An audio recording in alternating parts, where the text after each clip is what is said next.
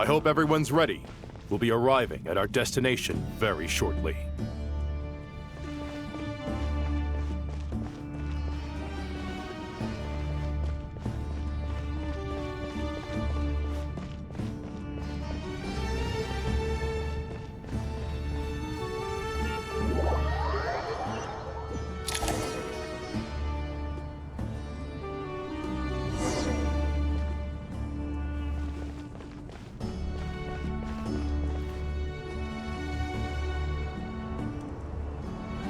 Why, we've not seen so many visitors ever, really. What is this place now, a tourist attraction? Ah, closer inspection reveals many familiar faces. To what do we dusty old fellows owe the honor? Surely you're not just here to chat. You surmise correctly. We are here to carry out a rather enormous project. Ho, enormous, you say? How large, then? Larger than the gaping void in our lives? Why, you've even put a smile on Goatee and Crocco's faces. All this activity is making for quite the special day.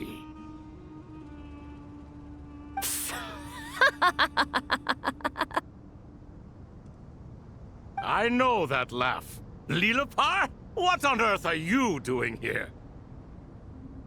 Oh, this is hilarious. Turns out good things really do come to those who wait, as long as you stay alive long enough. When did you three get locked up in here? And still you act all high and mighty, putting on a show for the younglings. Truly hysterical. Why, you... Yes, I know. No need to shout. You're right, Lilipar. Goatee, Crocco, and I all have the same problem. But didn't King Deshret seal you away? How did you break free, and how did you get in here? Who knows? Perhaps you can ask my master one day, should you ever get the chance. Behold, the executioners of old. Some have turned into fragments residing in human bodies, and others are imprisoned eternally, leaving not a single shard behind. It's almost tragic, watching lowly prisoners like you act all self-important. Curiosity gnaws at you, doesn't it? Your interest in the outside world threatens to burst you at the seams. Turf. I'm starting to take a liking to this magic bottle lady. Time is of the essence. Let's get down to business. We come to you, O three ancient lords, to request your assistance on behalf of the Academia. If we can help you regain your freedom, then please consider lending us your aid. As for precisely what we need your help with, it's a long story. So, to demonstrate our sincerity, we are prepared to first resolve the problems that plague the three of you. All right, stop arguing, Crocco. And Goatee, don't you start. What's the harm in letting her speak? It's not worth getting so angry about. Forget about her. The three questions are the crucial thing here. But do you really have a way to answer them? You once answered the final question, Nefer, but the seal did not open. Unless, with the passage of time, you have found a new answer? You could say so. When you first asked me what determines truth and falsehood, my answer was a liar's soul. Liars are the best at seeing through the falsehoods of the world. But if you want them to tell you the truth, you have to reach their soul.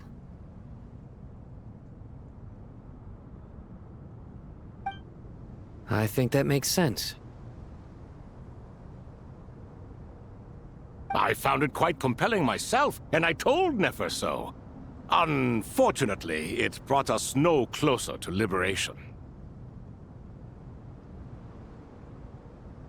Well, That's simply because it was my answer, not the one King Deshret was looking for. Can you guess which answer Al-Ahmar wanted then? Time. And that's not only the answer to the final question, it's the answer to all three of them. All things wax and wane with the passage of time. Love and hate eventually fade into nothing. Current affairs are always fraught with conflict and controversy.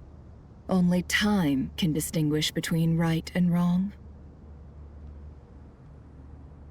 You once described King Deshret as a proud man. I'd say that the prouder someone is, the more inclined they are to believe that only time is qualified to be their judge. Time. Well. Indeed. Perhaps in building Aru, our king was in fact attempting to reverse time, to bring love and hate, right and wrong, the rise and fall of all things back to their point of origin.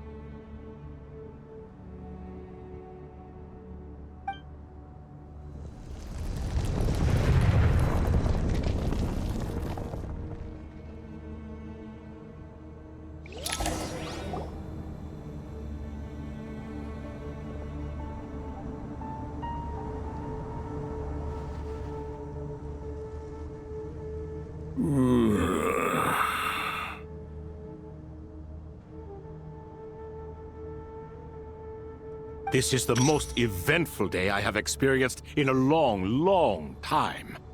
You have my sincere gratitude. Are those 3 of the 7 pillars? Turns out the statues were quite faithful to the source. You three seem to be in good spirits. Prison can help a person grow and learn to cherish what they have. Nevertheless, after everything you've done for me, I sincerely hope you never have to experience it for yourself. Hello, Nefer.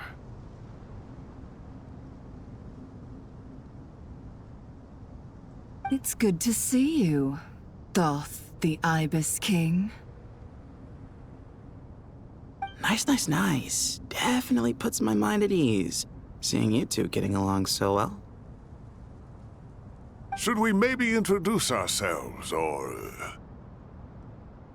Sure. I'm Sethos, the current leader of the Temple of Silence. This is General Mahamatra Sino, and this is the former Spantamat sage, Cyrus. But I'm guessing none of that means a whole lot to you. Everything is equally new to us, in truth. We've been gone from this mortal world for longer than you can imagine. Let's hold off on the introductions for now. We can always ask Nefer about you later. It'll give me something to talk about with my chosen disciple.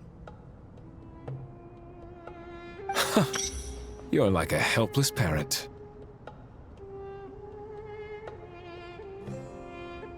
Gods and people of yore are not necessarily welcome in today's world. Self-awareness is one of my finest qualities.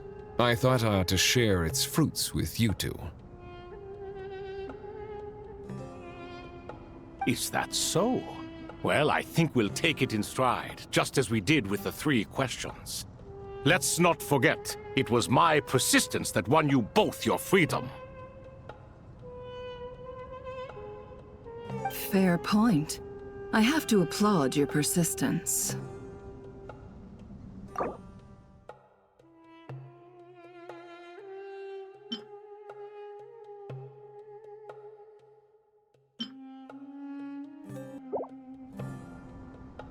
And I must praise you for your wisdom. Now, state your wishes, young ones. I'm sorry? Why, your tremendous accomplishments deserve a reward, do they not? You must let us do something for you in return.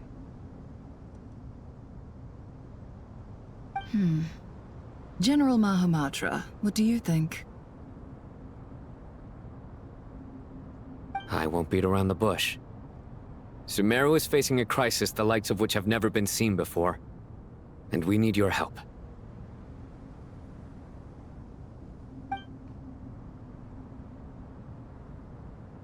Every calamity throughout the ages has been connected to us in one way or another, whether we were its cause or consequence. Whatever is wrong with Irmin's soul, it severely affected the Dendro Archon.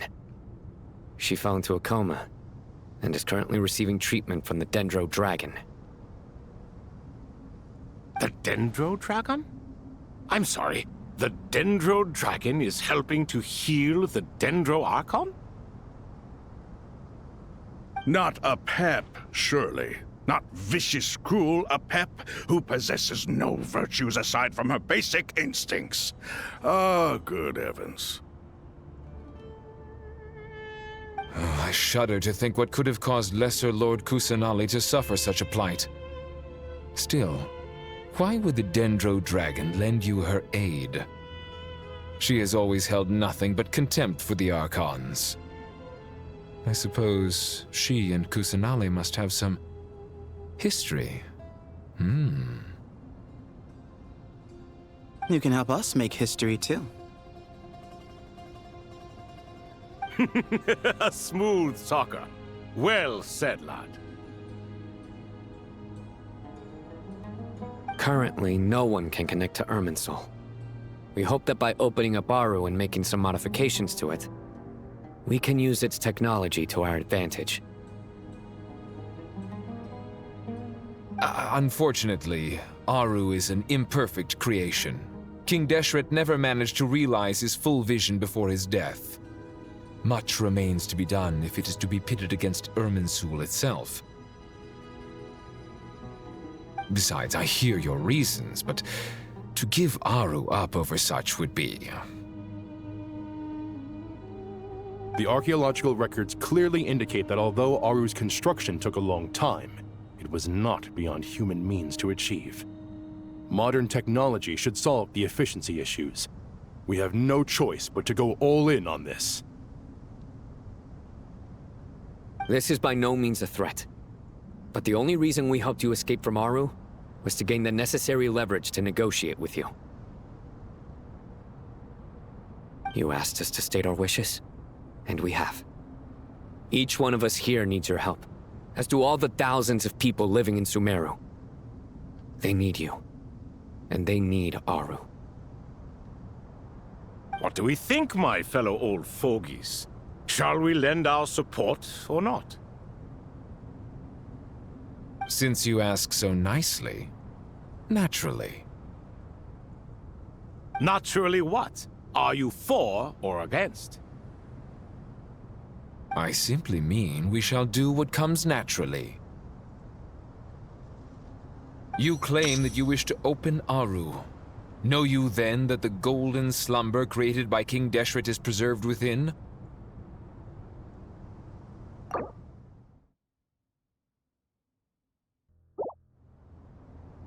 We do. We understand the risks involved.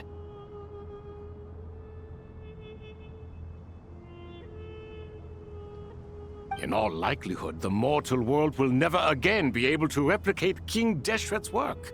Never will there be another chance to come so close to creating a utopia. Knowing this, are you sure of your decision?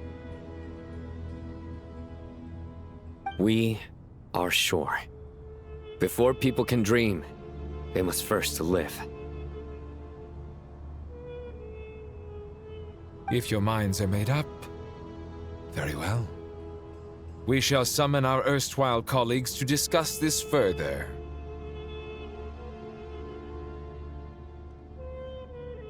Saint Shezepank, Saint Bennu, once you surrendered to silence and were buried with King Deshret.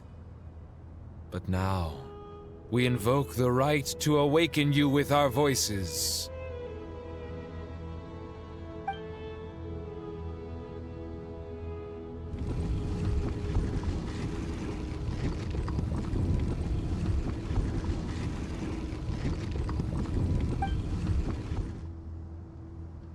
Saint Binu, responding to your call.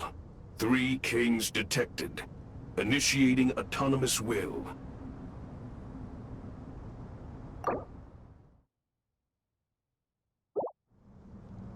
Saint Shezbank, responding to your call.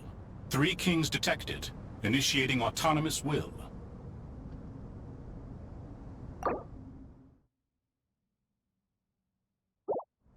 Ah, Lord Herreshoff. What a long time it has been. I trust you are keeping well. Then your trust in my well-being has long outlived your physical body.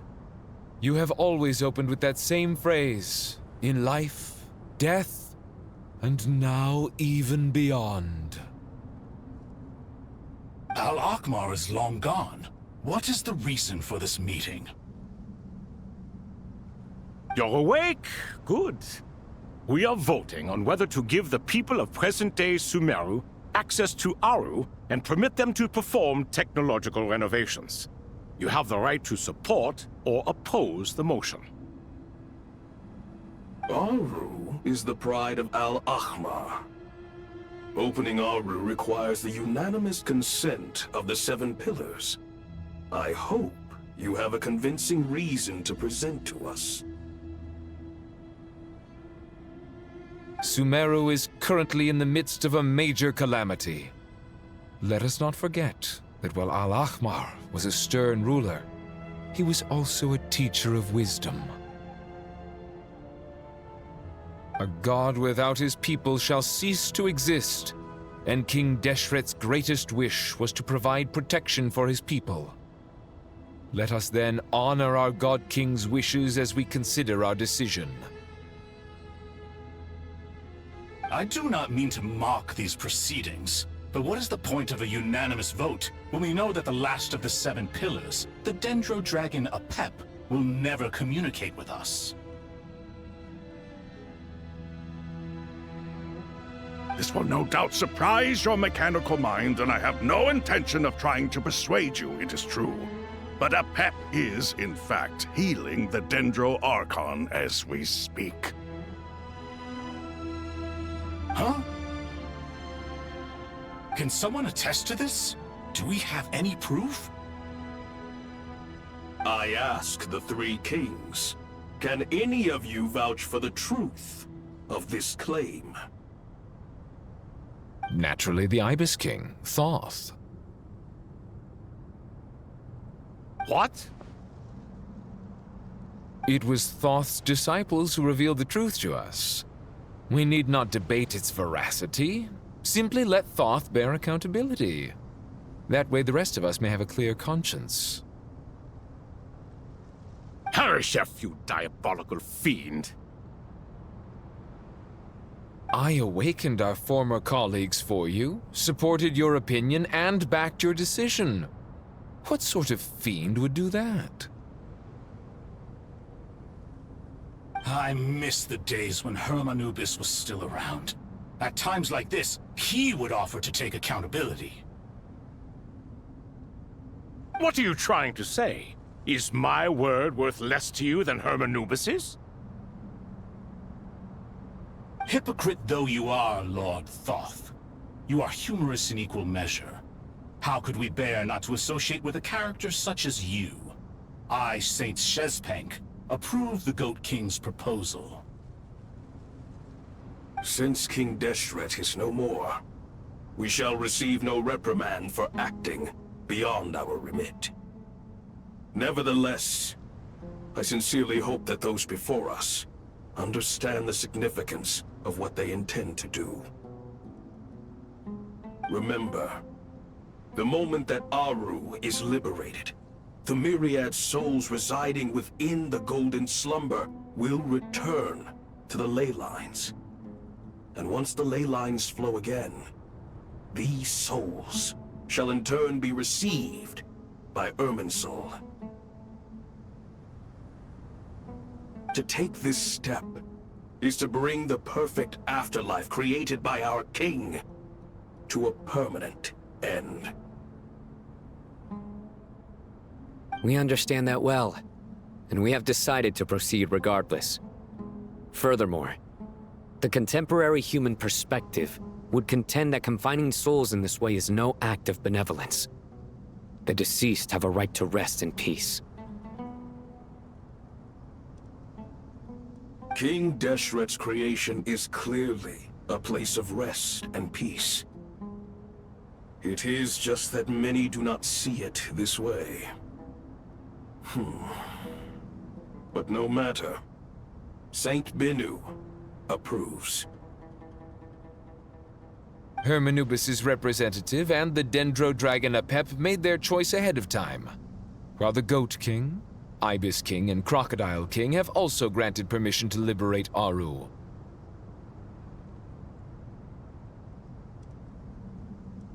By the grace of His Majesty, guided by his wisdom and will, let the gates of Aru be reopened.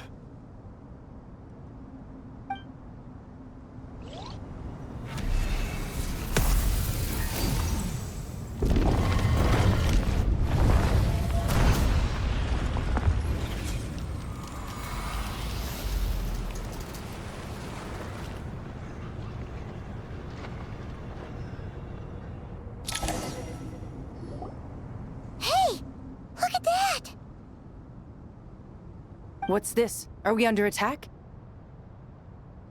No. Wait, it's...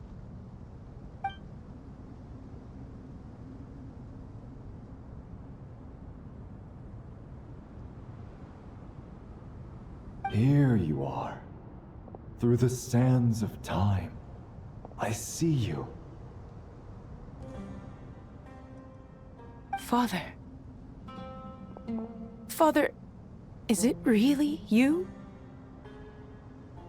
It's Chet's father, Jibriel! That's right! He entered the golden slumber, didn't he? I smell blood and sand on you. You've grown. Strong as a wild beast, and without shedding a tear. You have to leave, don't you? Please, just answer me this. What should I do for you?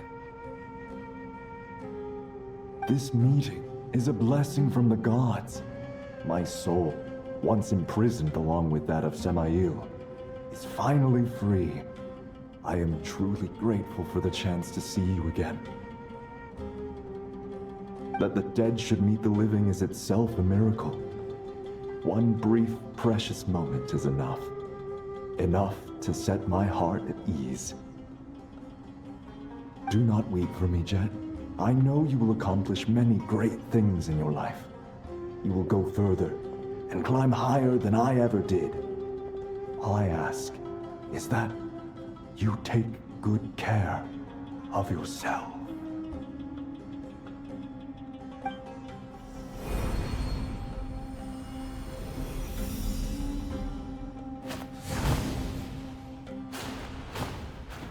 Father! Father! Father. Hey, Jet. Do you want something to eat? Maybe it'll help you feel better. I'm fine. Thanks, Paimon.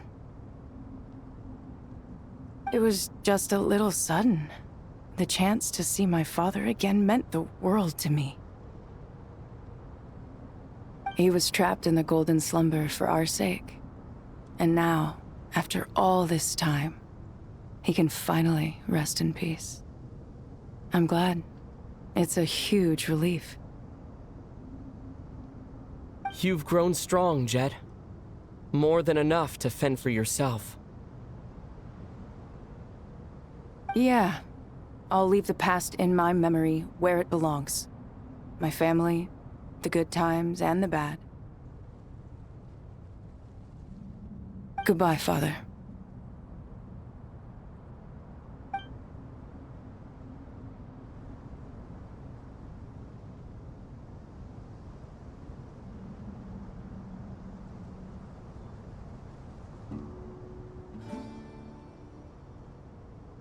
Ah, me, what a touching reunion that was. It seems we did a good deed today. We three retainers, once imprisoned for our iniquity, are surely the least qualified to judge whether this deed is good or bad. Either way, Aru is open. Now you have your opportunity, and with it, whatever trouble may ensue. Although Aru was created by a god, human craftsmanship was nevertheless required to build the gate that connects it to this world. Perhaps the relationship between gods and humanity follows a similar principle. As for your proposed renovations, we cannot determine which functions to keep or discard. Proceed as you see fit, but please entrust the task to your most accomplished scholars, or Bennu will be most displeased. It matters not. The Ibis King shall be accountable if any problems arise. Ibis, you chose to take on disciples, and so it follows that you must accept the risks of associating with humans. If I'd known you'd be like this, I would have locked all of you away in Aru, never to leave again for all eternity. All of us? What does this have to do with me? Vilify me no further. Scholars, since you have liberated Aru, allow me to present you with a gift.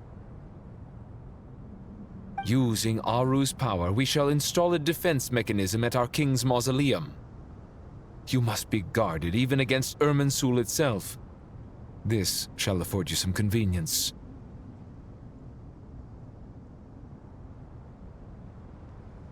Unseen and unheard, from this moment forth, none may by sight or hearing perceive anything said or done within the mausoleum.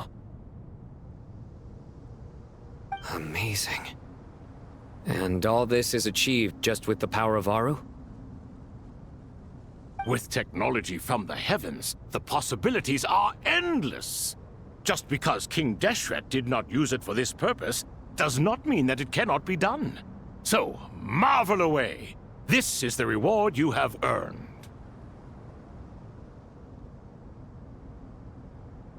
All right. Well, that resolves the issue of confidentiality. What about the technical side? Do we have the manpower? Why, yes. I've already contacted them. They'll be here soon.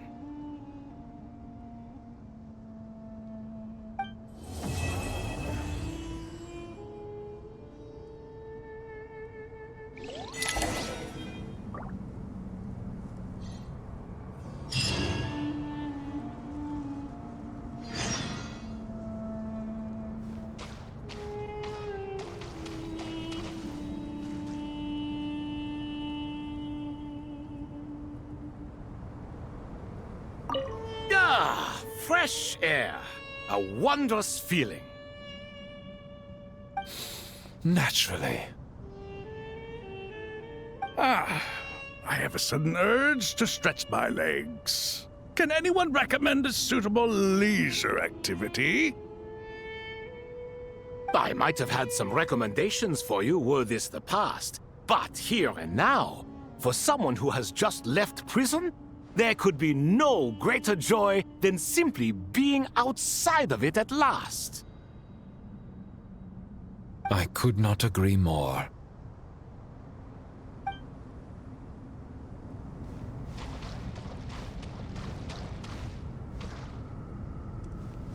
As I thought, the so-called 7 pillars of King Deshret are as underwhelming as ever. What do you mean? Not a fan of the boys' club? As men, as individuals, and even as gods, they are entirely undeserving of my attention. Al-Ahmar once commanded me to select a king from among the people, so naturally my eyes will open only for one who is worthy. Ugh. Can we talk about something else? It all sounds pretty complicated, and I haven't read that many storybooks. You think this is a mere story? Well, many would also say that the journey you shared with your father is not but a tale. My life, your life, they are nothing but stories.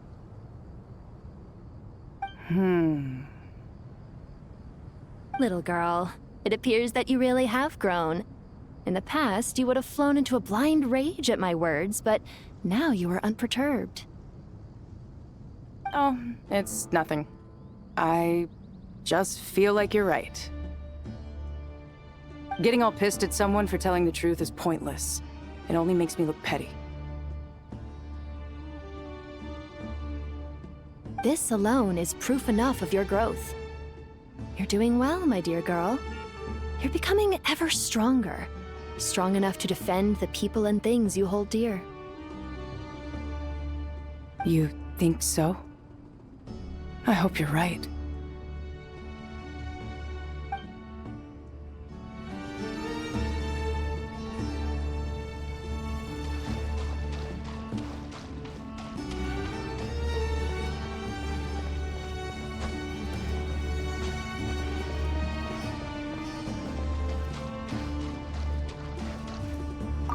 You must be Sethos, the successor to the Temple of Silence. Hello. Yup, that's me. Nefer, right? That's what I heard the others calling you. Judging by your outfit, I'm guessing you come from the desert too? That's right. Started off in the desert, went to the rainforest, then went from there to Nodcry, where I work as an intel broker. Huh. Well, this is interesting. You don't seem to talk about yourself all that much.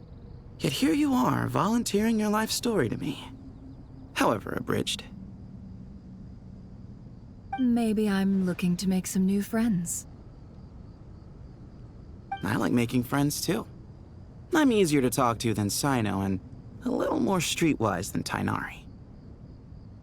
Which is why you came over this way, giving me the chance to strike up a conversation with you. Was I that obvious? I think you did fine. You were mindful of my attitude and hoped to lure me in through sentiment. Lure you in isn't exactly how I'd put it. I see it more as an invitation. An invitation to what? To put down your luggage. Lay down your burdens. To return to your homeland.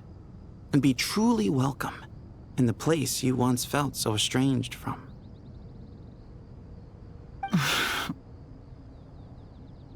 You're a more interesting heir to Bamun than I was expecting. Since you're familiar with my grandfather, I'll assume you're aware of our situation. I'd like to make friends with you. And I think you'd be a great asset to us. Not to mention the power you and I both hold. Originally belonged to the same organization. Aha. There we go. Now we're getting somewhere.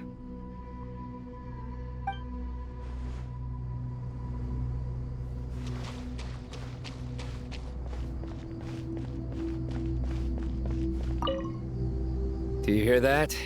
Sounds like your teacher is scolding mine. Huh. Classic. Did you see her? She's a former Vahumana student who dropped out of the academia and went to Nodcry to work as an intel broker. There's more to her than meets the eye. How can you tell? Do the Matra have information on her? Some, but nothing telling.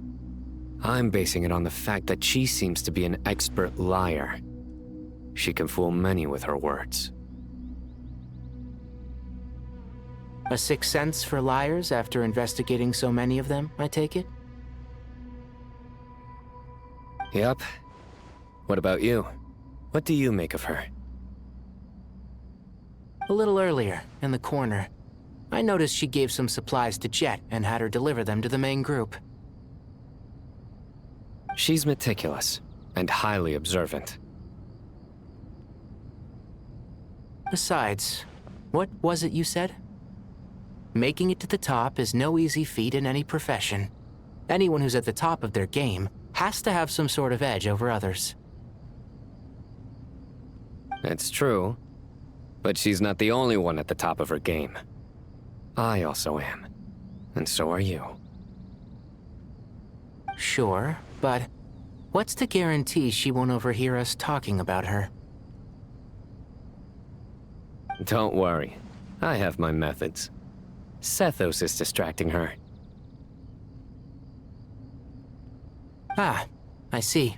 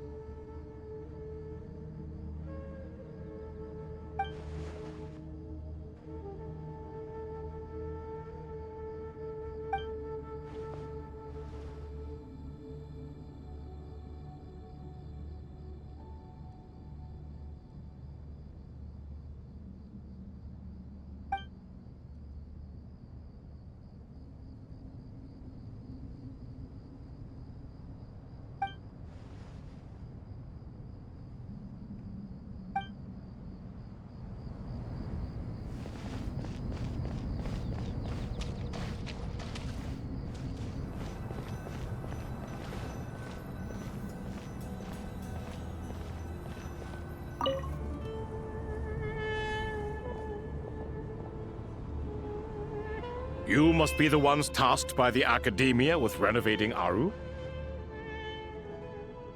That's right. Good afternoon. I'm Kaveh, and these two are Termezi and Naisaburi. Hey, I'll hate them! Come and introduce yourself! We've met before. This is Thoth, the Ibis King, and everyone knows these two. Afternoon, gentlemen.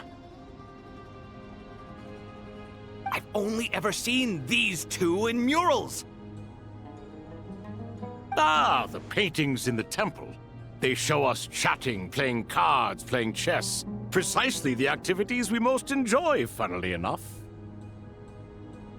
No, only you enjoy playing chess. We were just humoring you. I wouldn't go that far. Back to the matter at hand. A preliminary assessment by the Academia indicates that this project requires expertise in various disciplines, including the deciphering of ancient texts, mechanical engineering, the restoration of ancient ruins, and elemental theory. The most capable minds in their respective fields are here before you. If there are no objections, we'd like to begin our work. The artisans who built Aru for Al-Ahmar gave their very lives to create this splendid work. Follow their example by giving your utmost devotion to this project. I didn't know that. We'll do our best, of course, but we certainly won't be sacrificing our lives. Such brazen words. Humans these days are a far cry from their ancestors. What little respect you show for King Deshret. No, that's not what he meant. Please, don't mind him. He shares your sentiments, just not your, penchant for hyperbole. Assuming that's what you were going for? I just think it's important to manage expectations. Forgive my lack of courtesy, but we simply can't sacrifice our lives to the gods on completion of the project like people in the legends of old.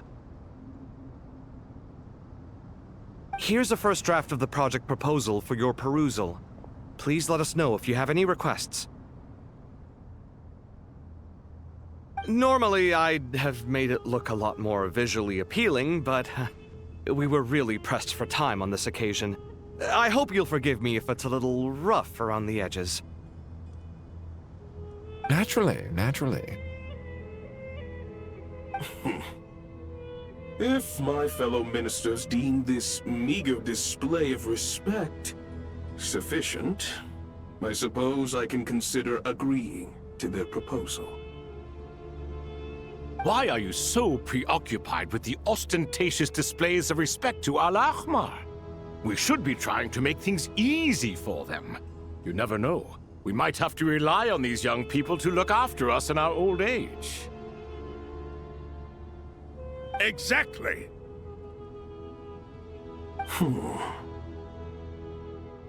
This is Aru's mainframe. Be reminded to use it with great caution. We certainly will. Thank you for your assistance. You may attempt to lay out punishment should you so desire, though I'm afraid it would be futile. You and I both know that certain components of Aru can only be operated by humans. King Deshret always believed in humanity. Still, the reason that Aru's modules are designed that way is not so much because he trusted them, but more because he was wary of you. Is that true? No wonder human artisans helped to build Aru then. He actually required human assistance to create his greatest work. Naturally. Have you noticed that the Goat King keeps giving superficial responses? It's like he's just going through the motions and leaving the real debate to his colleagues. He understands the art of perfunctory speech. That's what earned him his position as the Minister of Ministers. It seems the rumors about King Deshret being a poor judge of character are baseless after all. Excuse me for being blunt, but it sounds suspiciously like you're putting yourself on a pedestal and mocking me. You're mistaken. And while there's nothing strictly wrong with making every conversation about yourself, it's not exactly a positive tendency either. You? Whatever. I knew it'd be like this working with you. All right, let me past. I need to look at this console. It's your job to activate it after all. Let's begin. Everyone, please proceed with the external checks and preparations as per the procedures outlined in the engineering plan.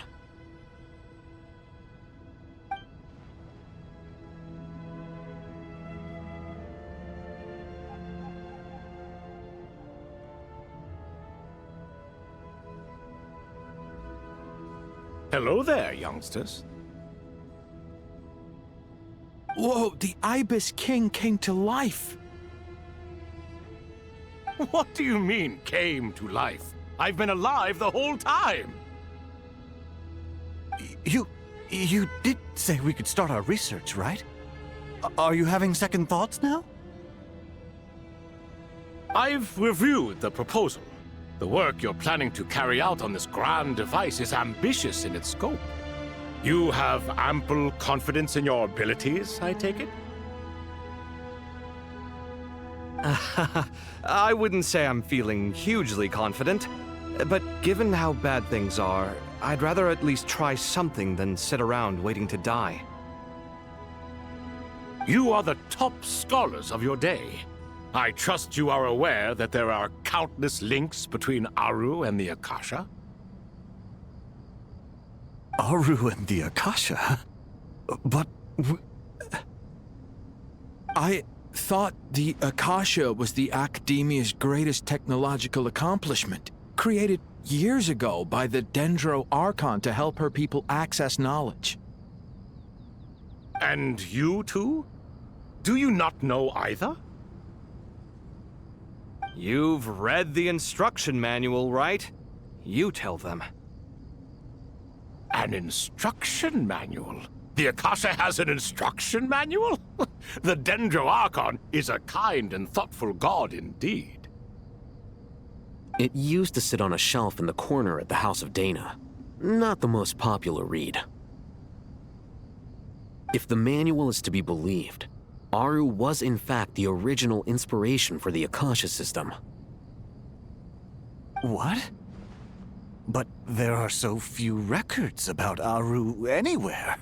And practically none of the scientific expeditions into the desert had anything to do with it. Ah, but this is something you could not possibly have known. You may have heard many stories about the desert, but what is the most important aspect of history? Consider this a quiz. Anyone from Vahumana present? I'm from Vahumana. It's, well, veracity. Precisely. And a large part of veracity is the chronological order in which events occur. I may as well tell you. In the beginning, Nabu Malikata, the goddess of flowers, descended upon Sumeru. The glory of the heaven was within her. She brought life, oases, and knowledge to this land.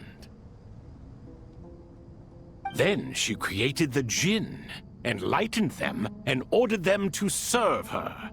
Two other gods also walked upon this land where wisdom flowed in abundance, and the three met beneath the great green trees. It was the first and greatest alliance. We should speak with reverence of this covenant between the three, which transcended both time and life.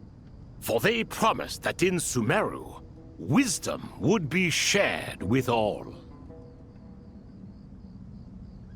All the great changes in Sumeru's history began with the goddess of flowers.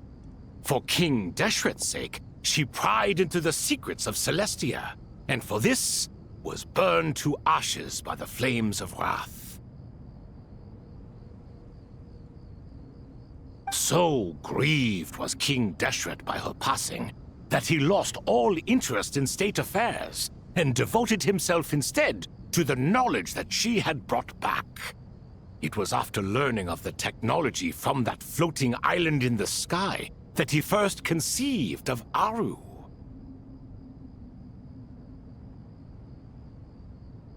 And so, the Akasha was inspired by Aru, while the basis for Aru itself came from Celestia's technology. Well, if the two share a common technological origin, then connecting one system to the other is an entirely feasible idea. Unbelievable. Have you no reverence at all for celestial technology? No, I do, but there's no time for that. The schedule is too tight. Blame it on the deadline. Perhaps you could try coming up with our cutoff dates. You know what it's like having to turn around 5 different drafts in one day? I wouldn't wish it on my worst enemy.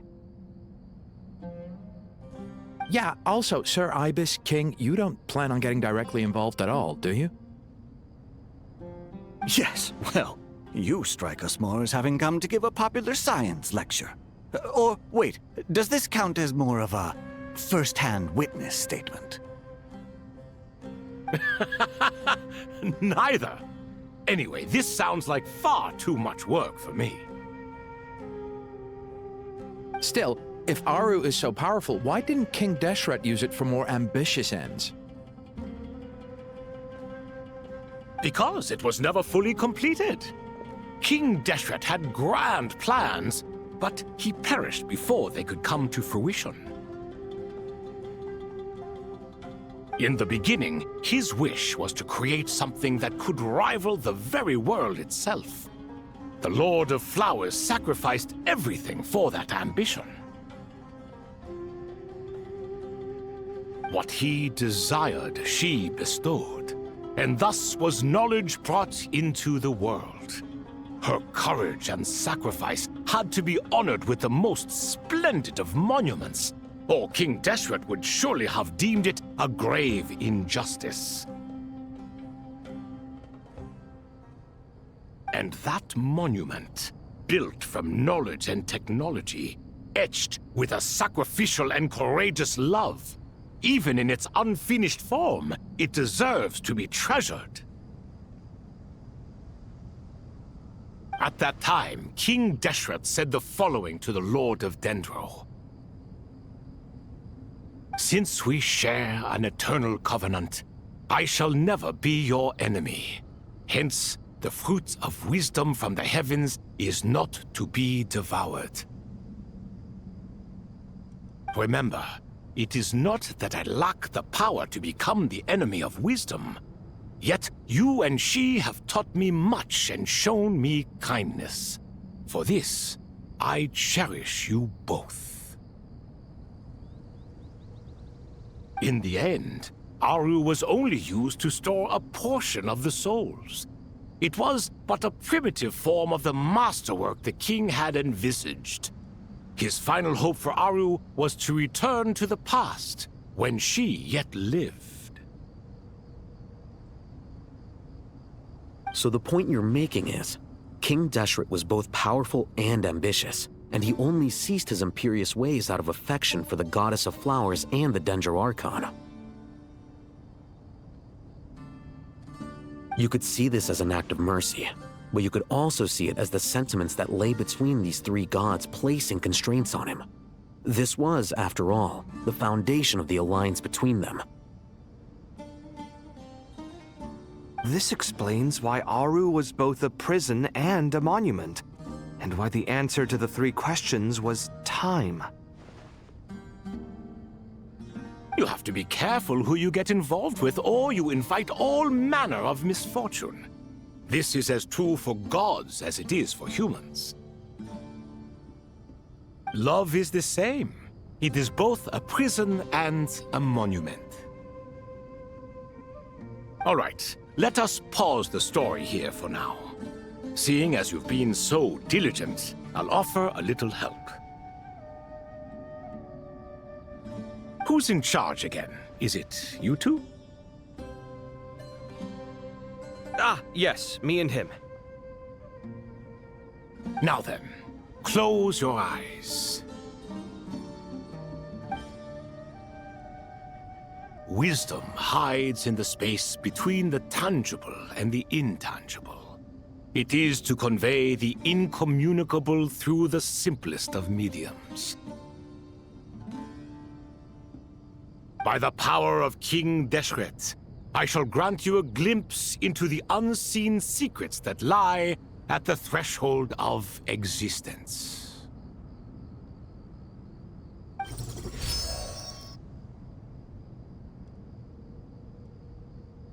Where did this come from? Is it a new mechanism? It looks more like some form of externalized information. You've rendered it visible? Just as the Akasha allows you to access a greater range of knowledge, the power of our king permits one to perceive ingenuities that do not belong to this world. This is no ordinary mechanism. It reflects the internal structure of Aru. Whether you choose to increase or decrease, keep or discard. Come, use these to achieve the outcome you desire. Looks mechanical to me. Better let me handle it, just in case. But wait, how do I get up there? Turn around. So that's where the elevator is.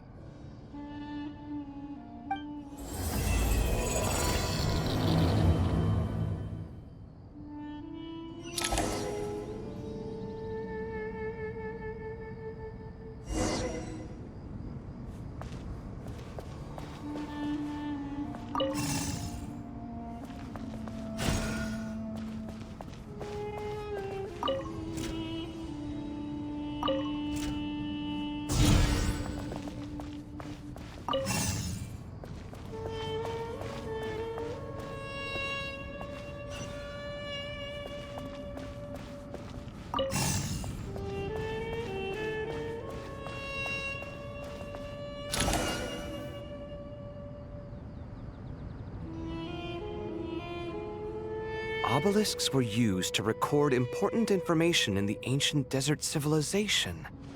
Hey, Al-Haytham, there's some writing here I'll need you to decipher. I've sent it to your screen. Do you see it? Got it. It's a little blurry, but I should manage. Take a look and tell me what it says. Oh, and I'll send any other similar text directly to you from now on. Let's start with this one. It's a variant of an older script. Herein lie verses written for the Yellow Sands. Looks like cultural information from the age of King Deshret. If so, I suggest you delete it. Words thrown together merely for fun. I had no idea Aru kept a record of this. Well, as long as you're certain that this is strictly private information, that's fine. It is unimportant. All right, well, I guess I'll start now.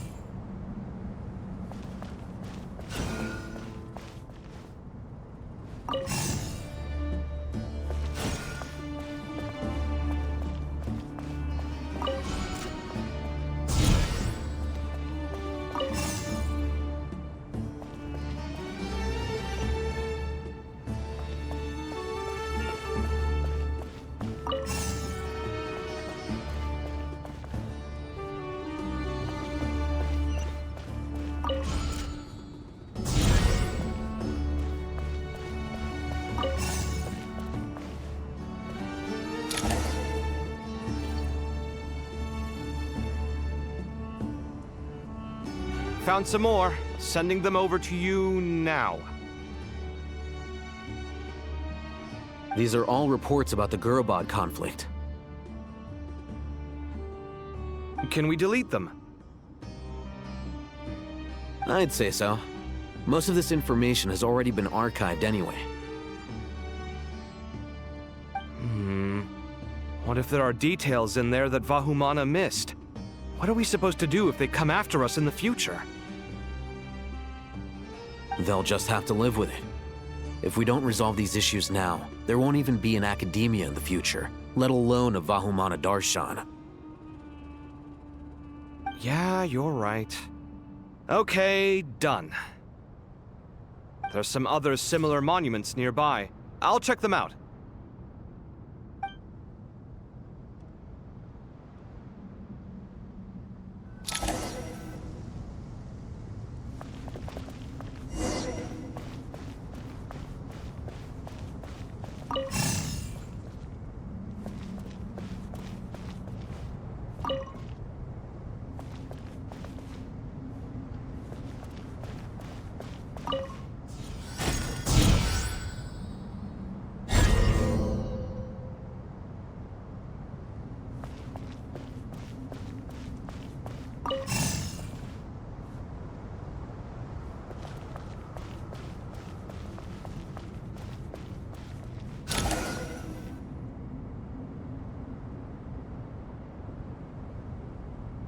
Another monument. Hold on.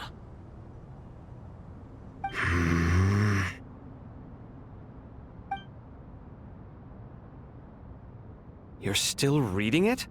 How long is it? It records the development and governance of the Oasis civilization. Most of it concerns the Jinn, but it also contains records left by the artisans who built Aru. Is it important? Some of it. There was no way for me to read the whole thing in its entirety, so I had to rely on my intuition to pick the parts worth keeping. What about the artisans' records? What do they mention? They're speculations, mostly. For instance, they were wondering how to protect themselves if King Deshret decided to silence them after the construction of Aru was complete.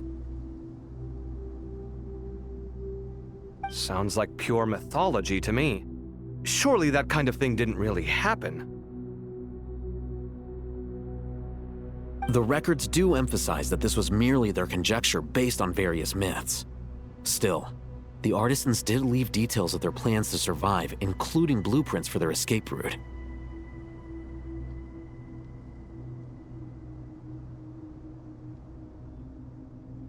Even that got recorded?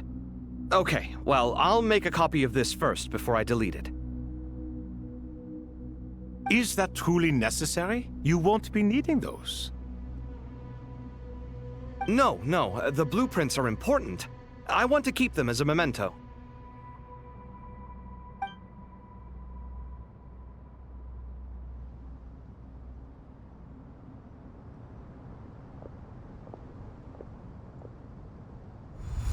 I think that should just about do it.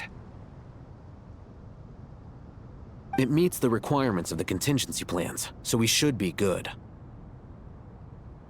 I gotta say, it's the strangest feeling, this cross between reality and the intangible. It's like drifting between life and death, or in and out of a dream, using my own hands to manipulate illusions that are forever out of reach. Chasing dreams in the most literal sense. Definitely a novel experience. What happens if my spirit just floats away?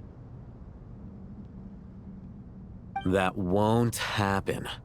Anyway, I wouldn't celebrate just yet if I were you. There's likely to be a phase 2 of this project. All right. I'd better keep my wits about me then.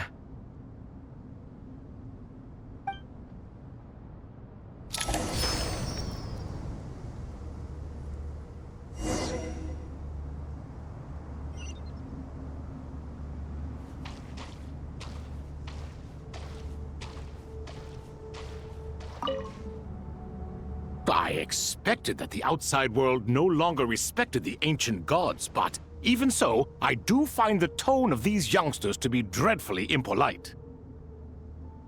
It should hardly come as a surprise to you.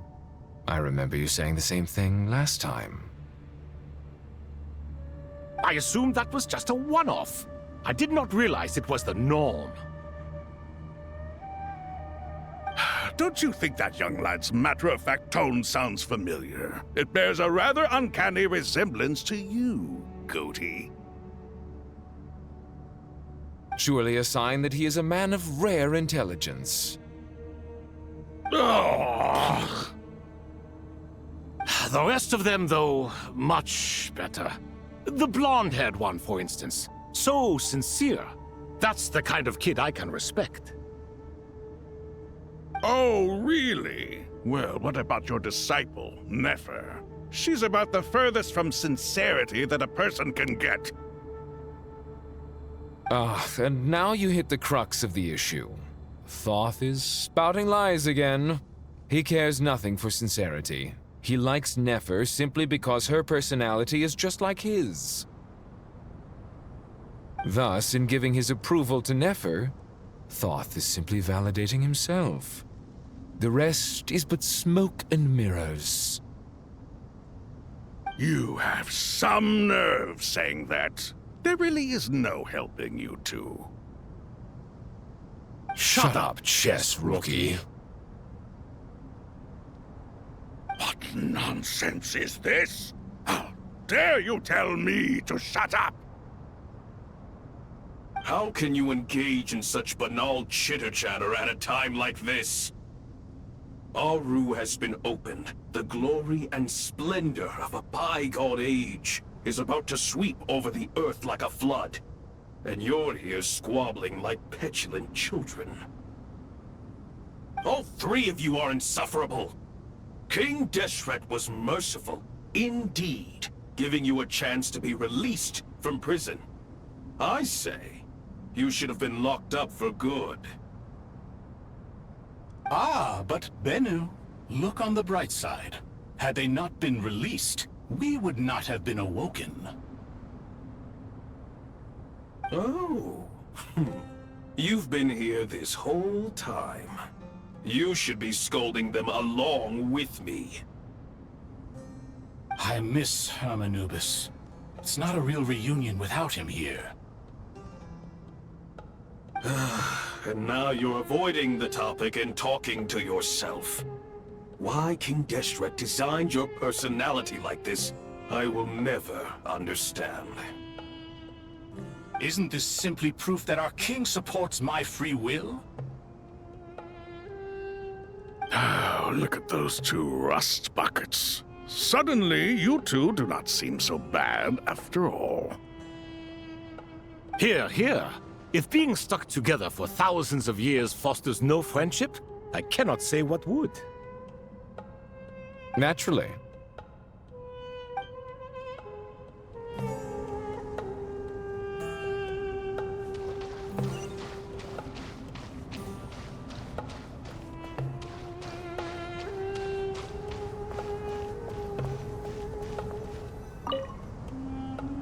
How's it going? Are things progressing smoothly? Well enough, I suppose. You know how it is. The work itself is only half the problem. The other half is having to work with Al-Haytham. I'm sure the feeling is mutual. Honestly, though, I thought you two had already worked things out. As if! Turns out working closely together is the best way to expose any tensions lurking beneath the surface. Besides, I just think that some people never change. Agreed. Case in point, you didn't make sure I was out of earshot before you started complaining about me. Old habits die hard. Actually, this is for your own good. Maybe if you spend a little more time listening to what other people have to say, you might actually realize that you're the problem. Naivete is another old habit of yours. I had assumed that you both volunteered for this project like us forest rangers. But now I'm getting the sense that wasn't the case. Definitely not. We were assigned to it by Lesser Lord Kusanali and Nephis. As much as I'd love to be doing normal work for normal clients, these Titan projects are all that's on offer right now. Though I'm sure they wouldn't be roping us in if they had any better options. Just goes to show how short-staffed the academia really is. I'm sure you've prepared yourself mentally, but I still feel the need to advise you to lower your expectations. It might make the process of working together a little less intolerable. I know! Same to you! But if you already understood that, you should also know not to say the quiet part out loud. Why don't you come help me with my forest patrols? Might help you avoid any further disagreements. Good suggestion, but unfortunately, differences of opinion will always exist. Changing the nature of the work won't get rid of them. For once, I actually agree. There is zero chance of us ever resolving our differences. Zero! But even so, the work must be done. Care for some coffee? I'm glad to see you making progress. Don't act so smug! It'd be nice if you made some too! I feel like even I've made some progress today. In the past, I never would have dared to try and mediate a conflict between you two while you're both right there in front of me. Apologizing probably makes it sound like I'm in the wrong, but I'm sorry. I was just kidding.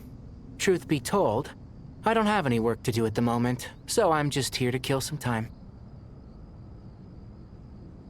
How's Kale? She's studying with Nicole. I'm not sure how she's getting along, but she seems to be in good spirits at least. I wouldn't worry. Angelic affairs are probably above your pay grade anyway. I know what you mean, but Sino and I are still a little concerned for her. He said he'd go keep Kale company after he's finished training the mercenaries. I'm planning to join them myself shortly.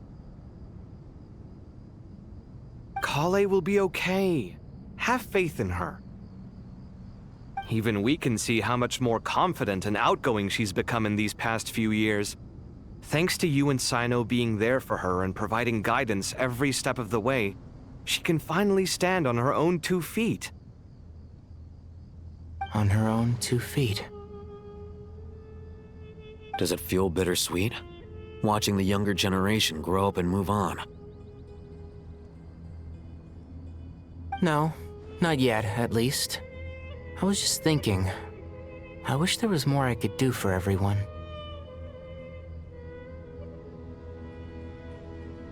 She'll be fine.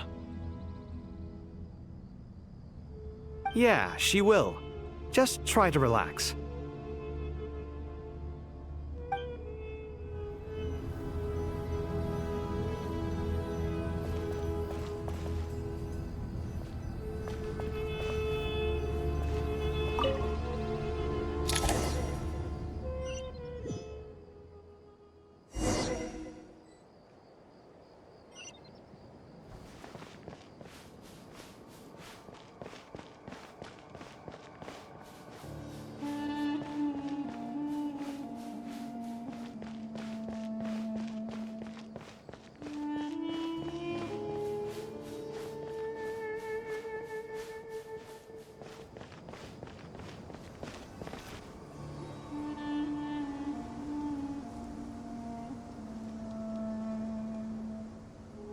Traveler from afar, do you worry for the fate of Sumeru as well?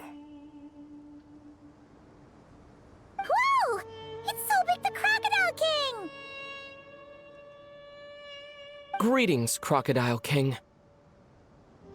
Please be at ease. I'm just here to chat with you about Lesser Lord Kusanali.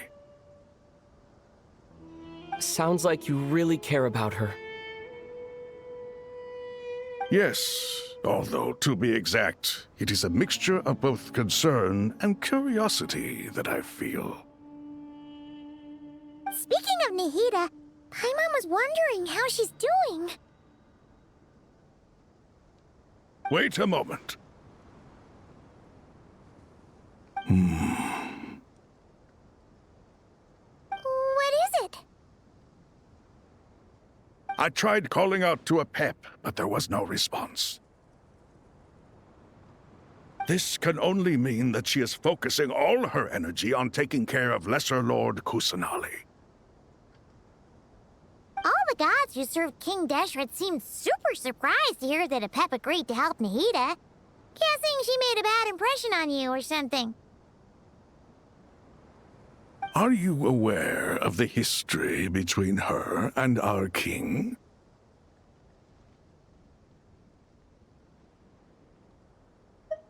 The story begins a long time ago.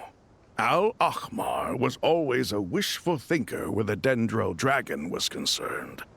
Without consulting her, he decided to list her among the 7 pillars, and declared his own power to be far superior to hers.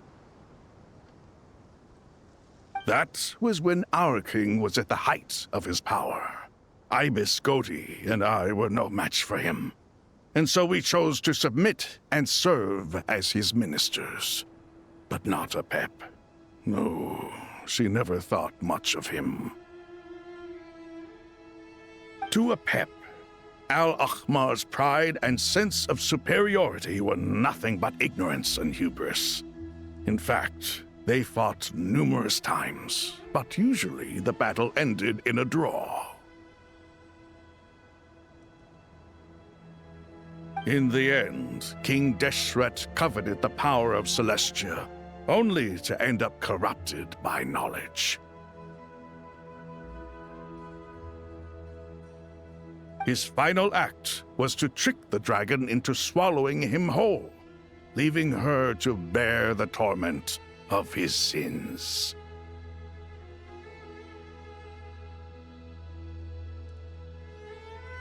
The Dendro Dragon stands for the glory of a bygone era.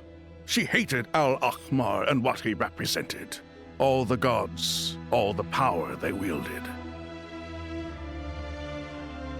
And so, her willingness to help the Dendro Archon through this crisis comes as a great surprise indeed. It makes one wonder whether, perhaps, the Dendro Archon assisted her in the past.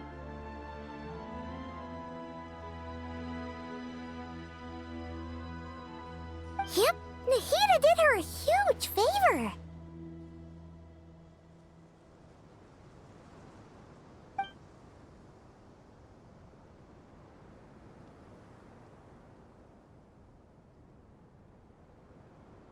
So Lesser Lord Kusanali put an end to the Dendro Dragon's many long years of torment. As much as she loathes the Seven, Apep knows kindness when she sees it. No wonder she was willing to make an exception. Yeah, that's the sense we got from dealing with her, too. She is not incapable of coexisting with other living things. Rather, she actively chooses to avoid coexistence. And this despite the fact that she symbolizes life itself. How ironic. All of this being said, I wouldn't expect too much from her if I were you. Nothing will change her hatred towards humanity and gods. We'll keep that in mind. Anyway, how much longer do you think Nahida needs to stay with Apep? For all we know, the Fatui might still be in the desert. Just to be on the safe side, why don't we grab anyone who isn't busy right now and go look for her? I'm alright, Paimon. Huh? Was that Nahida's voice? It seems the treatment was effective. Since when do my deeds require your evaluation?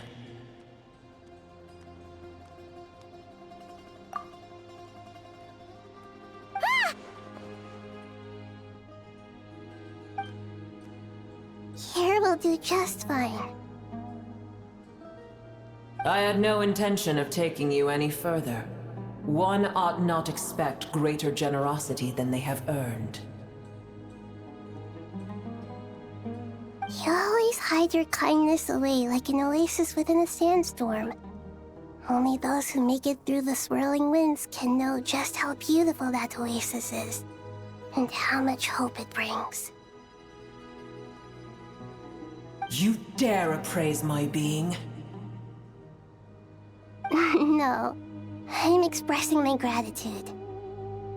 I want to thank you for sharing your precious life force with me.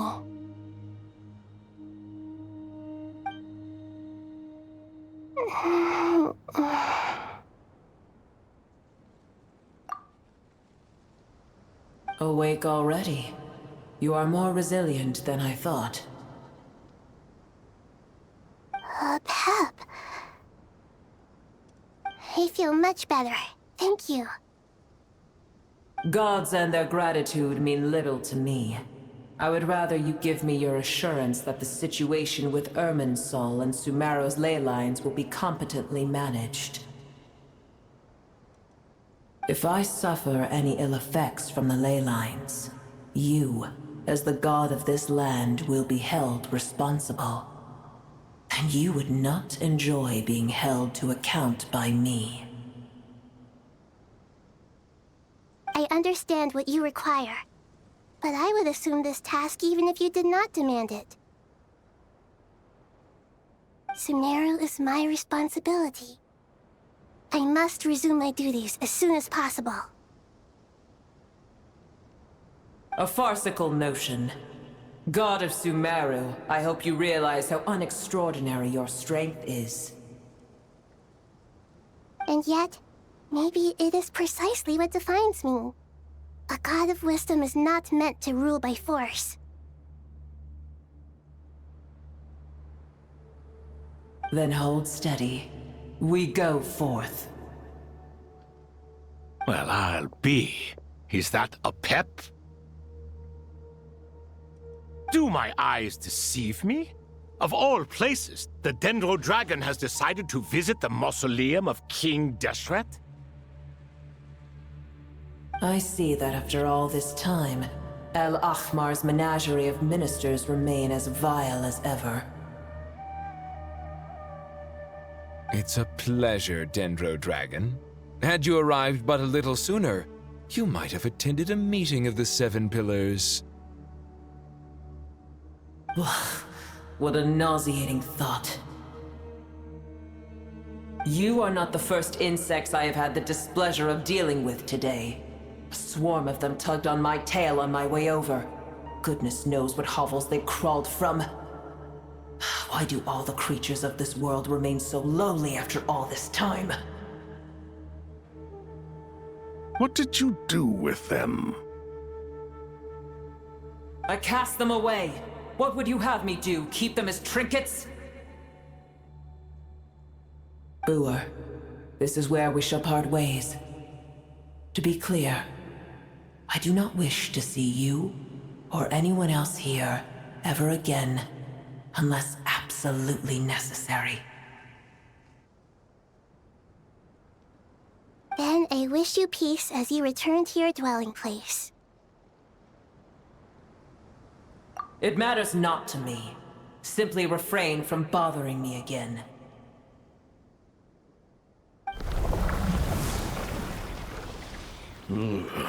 A force to be reckoned with. At times like this, I feel glad that she has no interest in any of this. Hold on, just hold on, okay? We're almost there.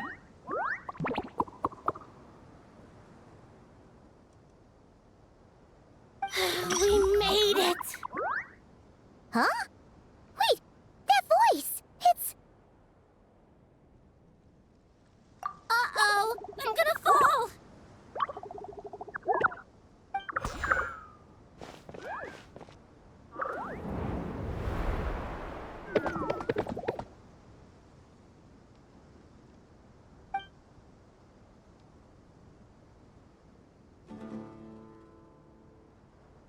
Well, that's a relief. A pair of safe hands indeed. The Dendro Archon's familiars. They are the last thing I expected to see here. Huh? Wait, what are the Aranara doing here? Don't you guys hate the desert? Obviously I was worried about the Dendro Archon. I've been supporting them with my Pari powers the whole way here. Oh, you seem pretty nervous. Is it because there are too many people around? Not just people. It's all these non-human beings, too. It's hard on them.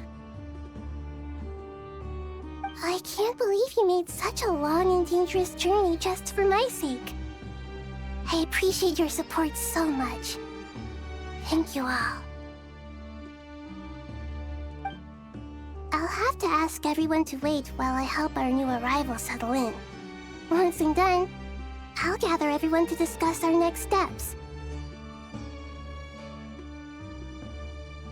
Traveler, Paimon, shall we find a place for our friends to stay? Awesome! Let's go! Well, first I have some questions.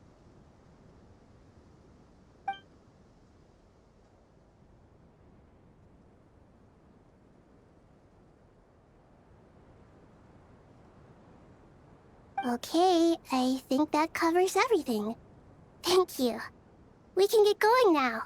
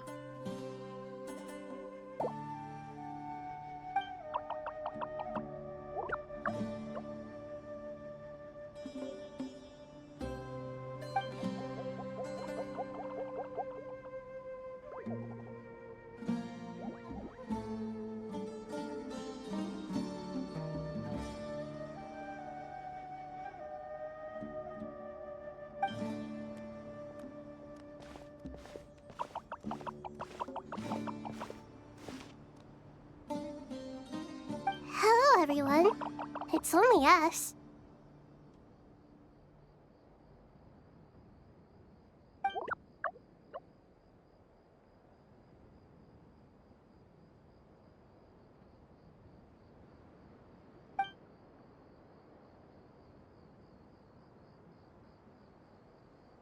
It must be very tough for you coming all the way out here, especially since you don't like the Voluka. Is everyone back in Vanarana doing well?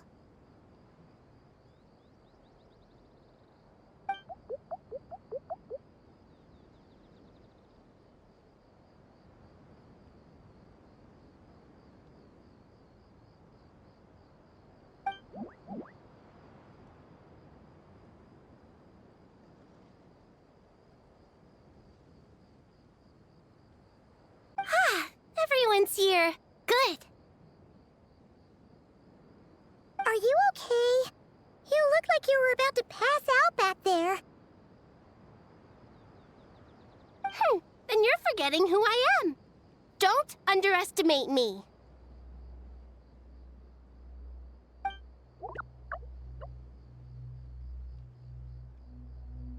Red flag. Oh, excuse me! Are you comparing me to Paimon?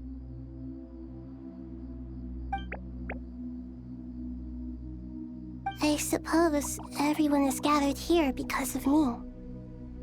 As we can see, the situation is critical, and everyone is very busy with their various tasks, so...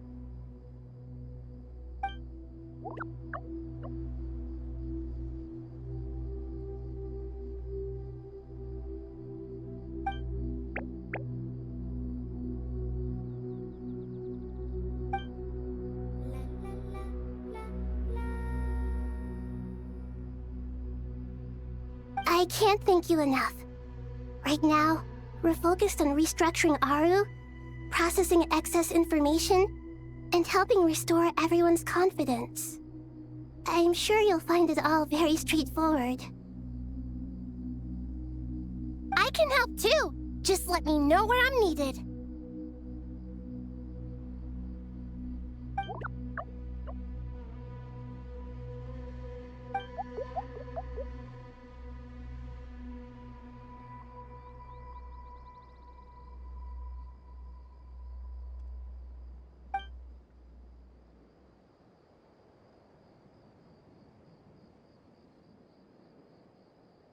Up to no good?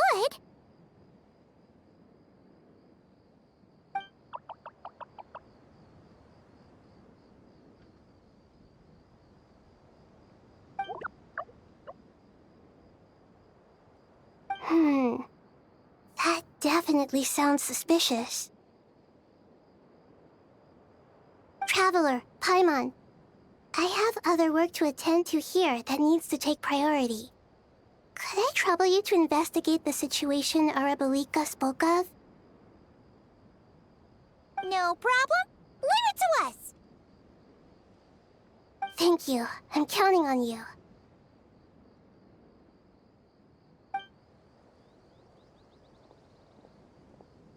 There's one other thing.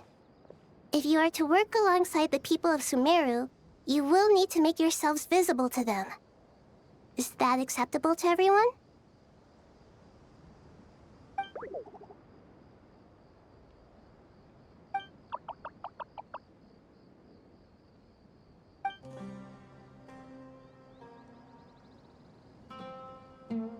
There's nothing to fear. No one here will hurt you. But if you do feel afraid, don't worry. Just call my name and I'll be there.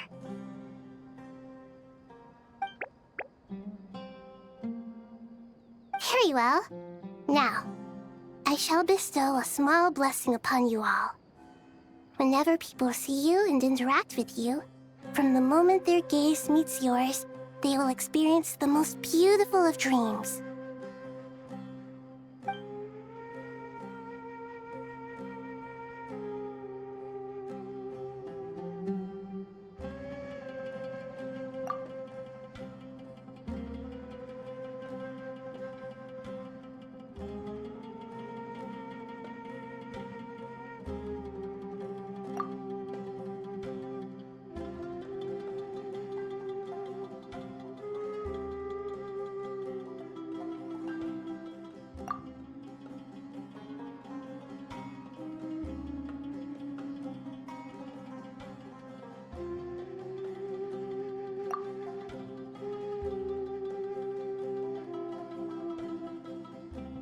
Do not fear.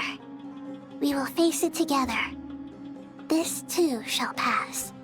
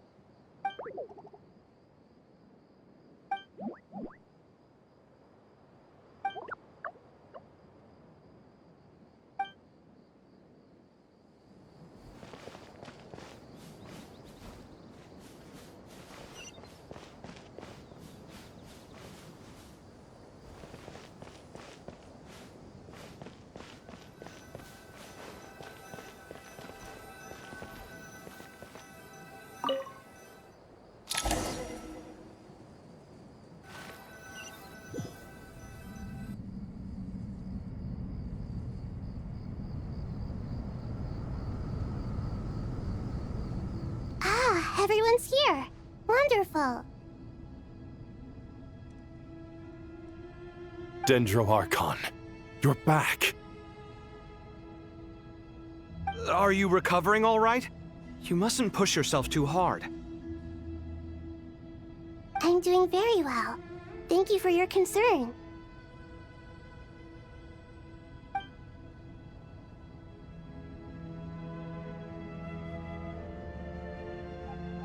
I see. using the power of Aru to reboot the Akasha and gain access to Irminsul. It's a sound plan, although... I regret to be the bearer of bad news, but with the state that Irminsul is currently in, it's impossible to access via traditional means. Even the Akasha won't change that. Alas, we had feared this may be the case. And what about non-traditional means? Non-traditional means? Are you saying... Desperate times call for new measures.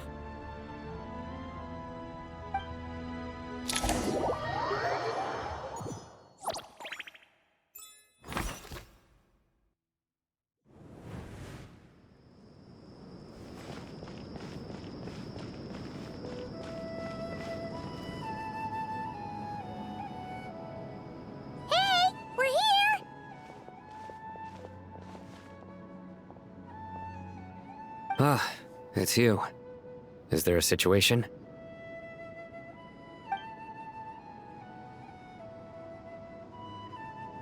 The Aranara have good intuition when it comes to people. In other words, there may well be a traitor among us. Given everything that's going on, I'd be more surprised if there wasn't. Miss Nefer, as a professional intelligence broker, I trust you have a solution? Not one that I'm willing to volunteer. What's in it for me? Let's say I'll treat this as a pilot project aimed at expanding your intelligence operations. Whatever business you're in, an avenue to demonstrate your abilities could never hurt. I like the sound of that. Glad we're on the same page. Given that you rarely set foot in Sumeru, practically no one at Caravan Rebot knows who you are. I take it you've read the files on everyone in the area? Yes. I also skimmed the list of evacuees, and am more or less up to date on where everyone stands. Any initial suspects? Limiting the scopes to males whose recent activity could be viewed as suspicious. I've identified 3 names. The Aranara saw 2 people talking, but currently we only have 1 suspect. The other person was probably just a messenger, and in all likelihood has already left Caravan Rebot. Everyone is heading for the desert per the evacuation order. Anyone willing to turn back at this stage is almost certainly with the Fatui. There's no way it was a spur-of-the-moment decision to act at a time like this. This spy must have been planted long ago. We need to smoke him out from wherever he's hiding. Sounds like you have the beginnings of a plan.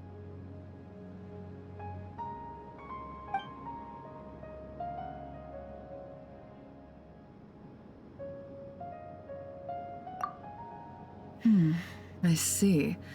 Your suspicions are well-founded. I'd be watching him too if I were you. So far, we still lack solid evidence that he's been bribed. He hasn't made any recent purchases that would indicate he came into some cash. Then let's get closer to him to confirm before we make our move. I can handle it. I'm not based in Sumeru, so barely anyone at Caravan Rebot knows who I am. And you're certain you've never encountered this person in Nodcry? I'm certain. Besides, it's extremely rare for me to have had any direct contact with Sumeru mercenaries besides Jet. There's no way he could have seen my face before.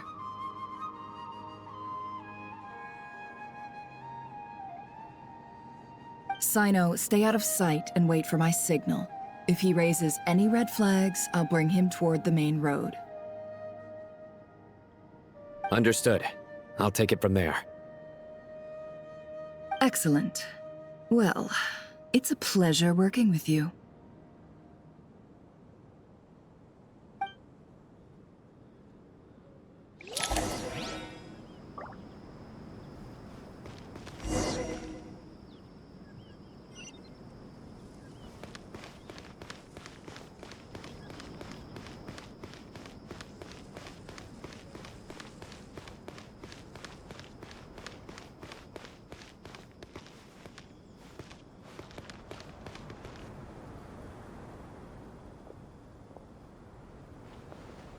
Darker skin, scars, frequents the desert and has ample combat experience.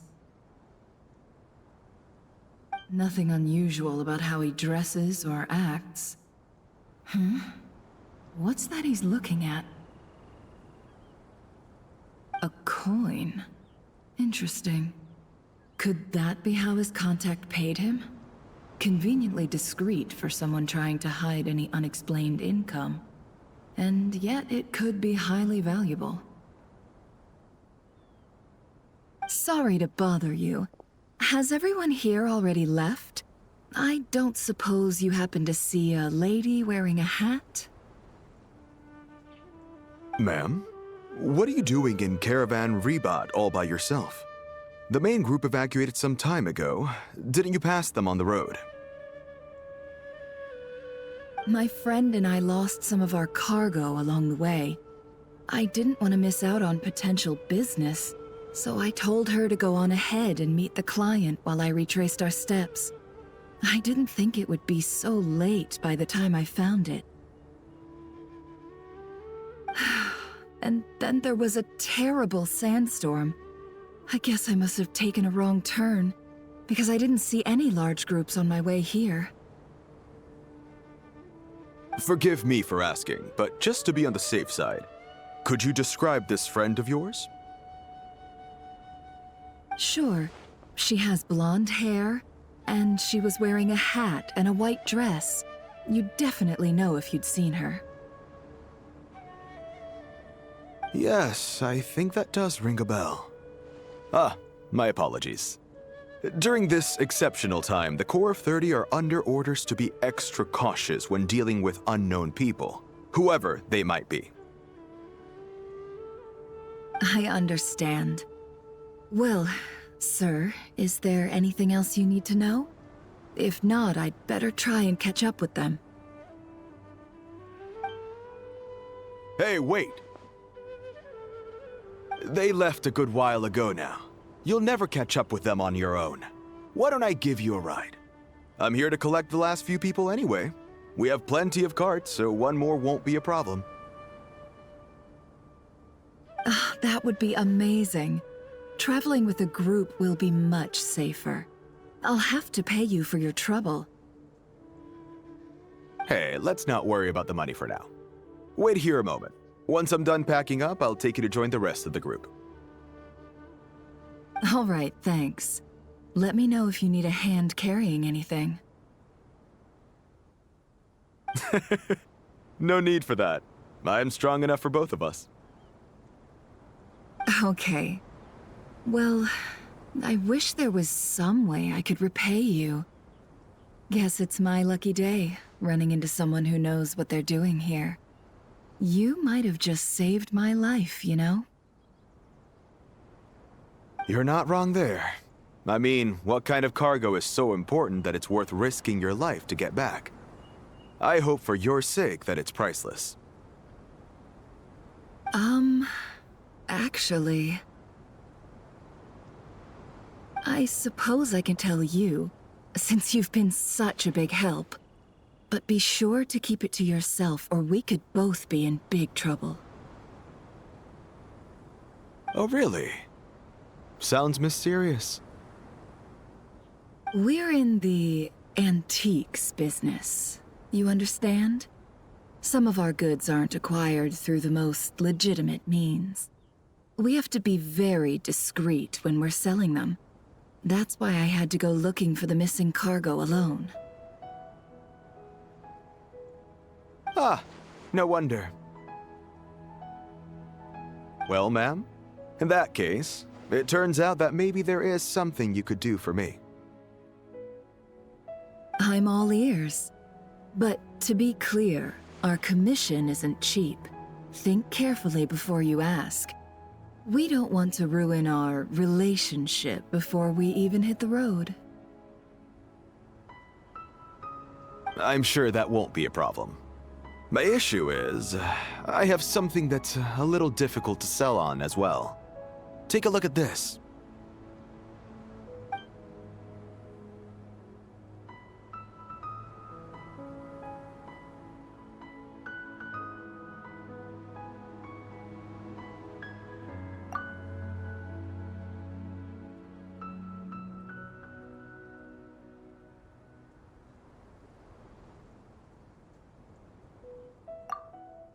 Pure gold. That's quite something. How'd you come across it? Dig it out of some ancient tomb? If you look hard enough, there are many treasures to be found in the mausoleum of King Deshret. It has no distinct Snezhnayan markings. That'll be why he's going with that story. And he clearly doesn't want to arouse suspicion, so he's on the lookout for an opportunity to make a quiet trade. Surely you have an existing business partner. Won't they take it off your hands? I hope I won't be attracting the wrath of my competitors by helping you sell this. The shop I used to work with is having cash flow issues at the moment after losing some money.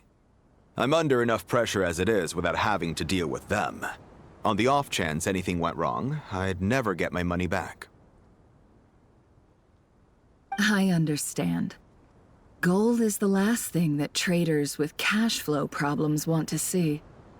Well, in that case, I think we can work something out. As it happens, I'm just about done packing. Shall we make a move? Sure. Let's walk and talk. This evacuation was a huge operation. They needed a few people to stay behind and tie up loose ends. And I ended up being one of them. You're lucky you ran into us in time. I certainly am. I don't know how this happened. One thing led to another, and look how it ended up. I just hope our client doesn't get spooked and cancel their order. Fingers crossed. But either way, life goes on, and we all have to make a living somehow.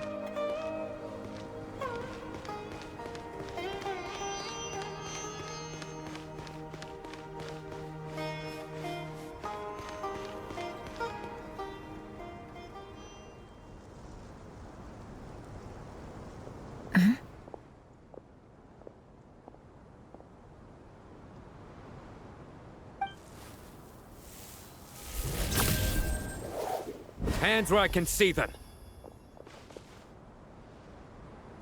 General Mahamatra! No, wait! What are you doing?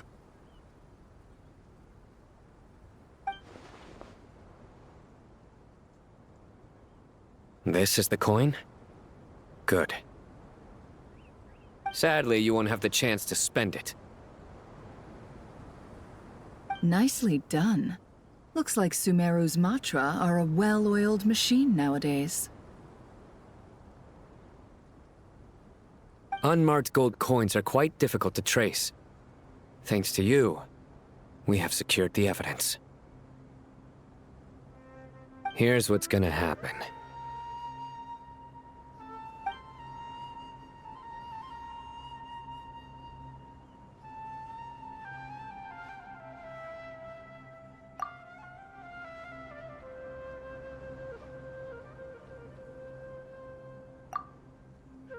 Southeast from here, leeward side of the hill.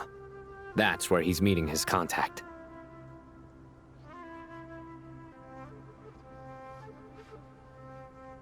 Great work. Candace tells me your interrogation skills are highly effective. Hers are quickly catching up. She's improved a lot in recent years. Looks like it's over to you for the next step. Because I'm quickest on my feet? Because you know how to trail a target. Plus, it'll be easier to monitor their activity from the air. Fine. I'll be quick. One more thing. The Traveler just brought a message from the Dendro Archon. Once you're done with this, we're to meet up at the mausoleum of King Deshret. Got it. Will do. Are you sure you'll be okay on your own? Gee, I don't know. Maybe you should come with me. Okay. Then Paimon's coming with you.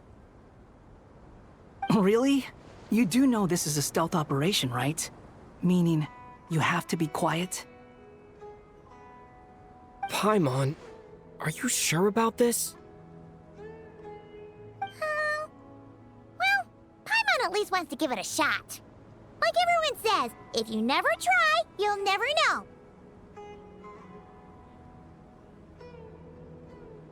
Besides, being the best guide in Tibet has to count for something. This should be a piece of cake.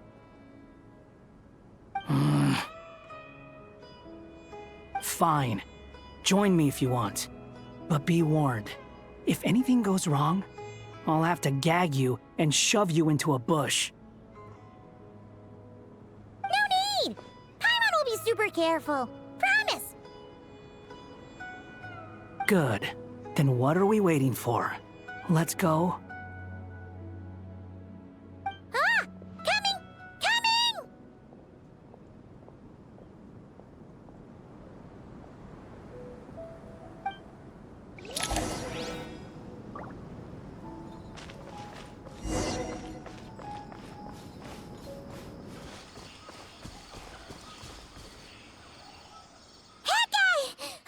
Wait up!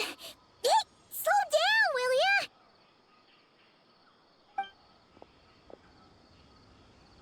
We're here. Now we wait. Okay, yeah, cool. Cool.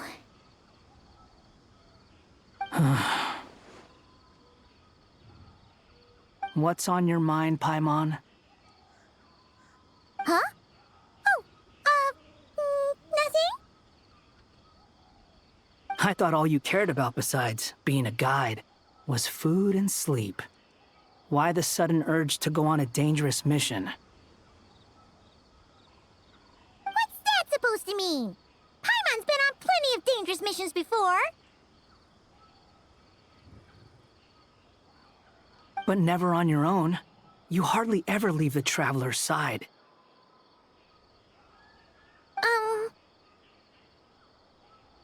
Just saying. I'm kind of at loose ends right now. So if you did want to share, I suppose I'd have to listen. If not, suit yourself. Makes no difference to me.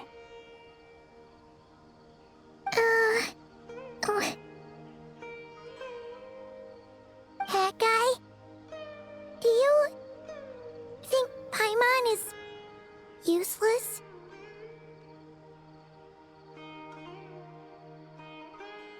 What? Where's that coming from? When we were in Notcry, Paimon suddenly realized something. Even though Paimon's with a Traveler every single day, whenever we face real danger, she can't do anything to help. Paimon doesn't get like this very often. She just got really scared when the Traveler got kidnapped that time. What if he never came back? What would Paimon do then? And the more Paimon thought about it, the more useless she felt. But Paimon doesn't want to be a burden. Paimon wants to be a friend who's actually useful. Does that make any sense? You know, that feeling of just being completely useless and... Oh. Paimon probably sounds so ridiculous right now.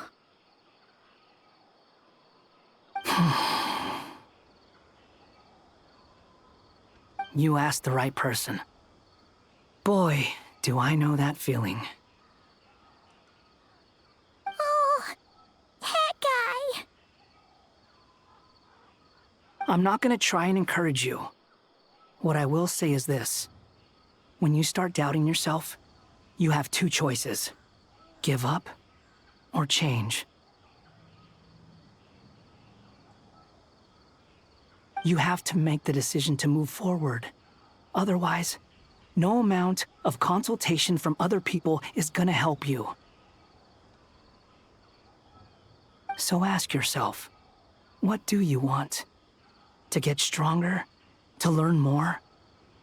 Whatever it is, go do it.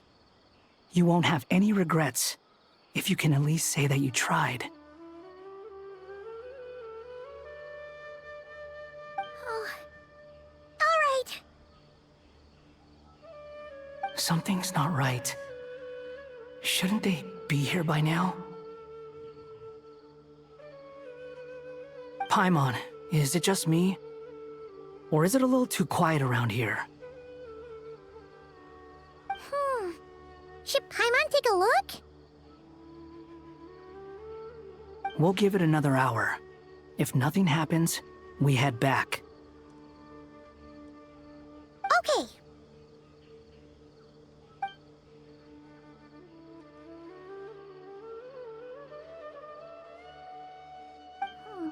How strange.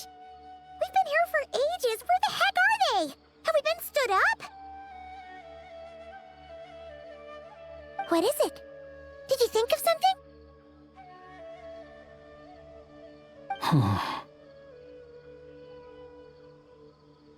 Something feels off about this whole situation, but I can't quite explain why.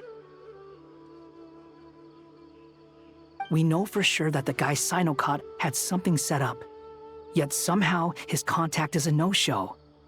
So, either the handler got caught, or, more likely, they decided to cut our guy loose.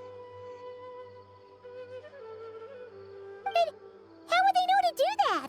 Wouldn't they at least send someone here to check things out? That's the problem. They couldn't possibly know what's happening here. Unless... This feels all too familiar. Come on, let's head back.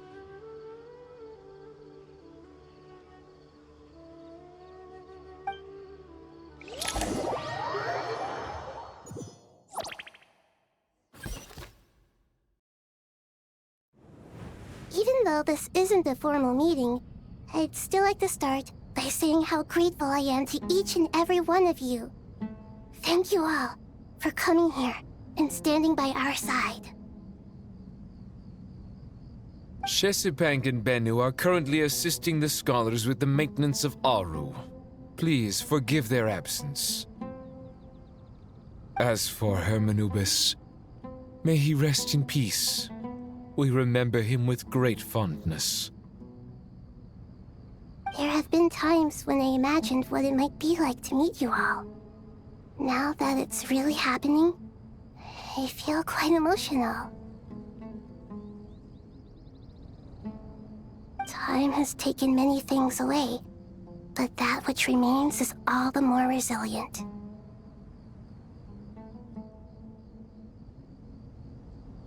I must say, there is one thing that rather surprises me. You appear to be in good spirits, Lesser Lord Kusanali. But even so, I can sense that the life force given to you by the Dendral Dragon has far from fully resolved the problem of your vitality. Oh no! So even Apep's power didn't work? Don't worry, Paimon. It worked very well indeed. The issue is how closely I am tied to Irminsul. Until the problem with it is resolved, there is no way I can fully recover. Sumeru has undergone tremendous changes during your absence.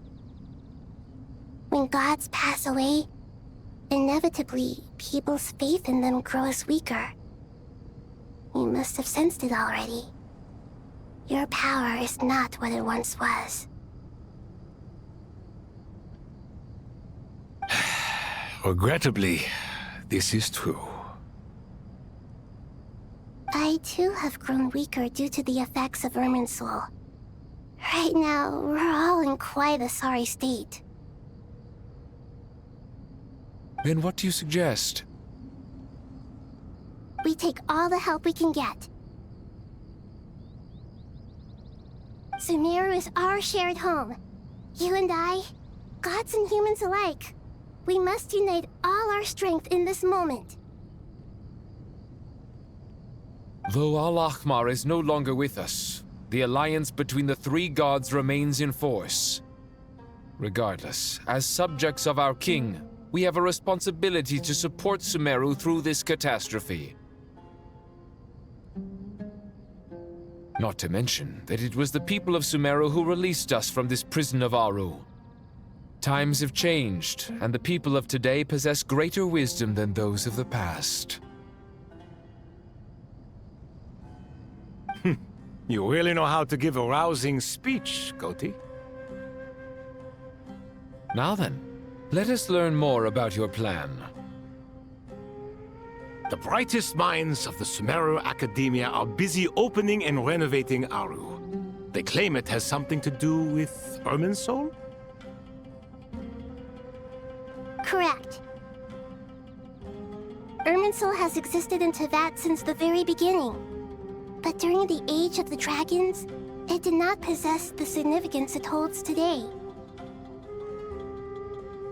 After the heavenly principles arrived, the power of the Light Realm was divided into elemental energy, and Irminsul was refashioned as a device that records and preserves all information. Since then, everything in this world has been inextricably linked to it. As the Dendro Archon, I have a duty to protect Irminsul. To Sumeru, it is both a national treasure and undeniably a major threat. Teyvat has seen many upheavals in the last few years. The most recent of these was a major crisis in Notcry, which forced Sumeru to be even more vigilant than usual.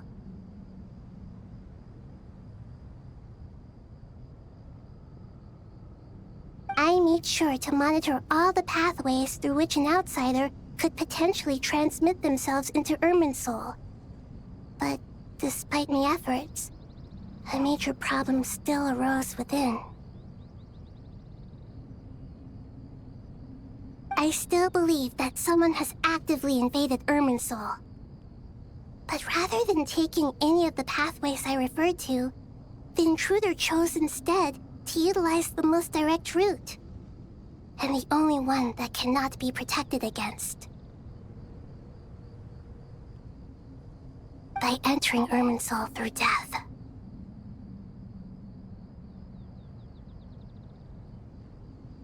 I see what you mean. You cannot simply stop all deceased souls from returning to the ley lines because of a potential invasion that could occur at any time.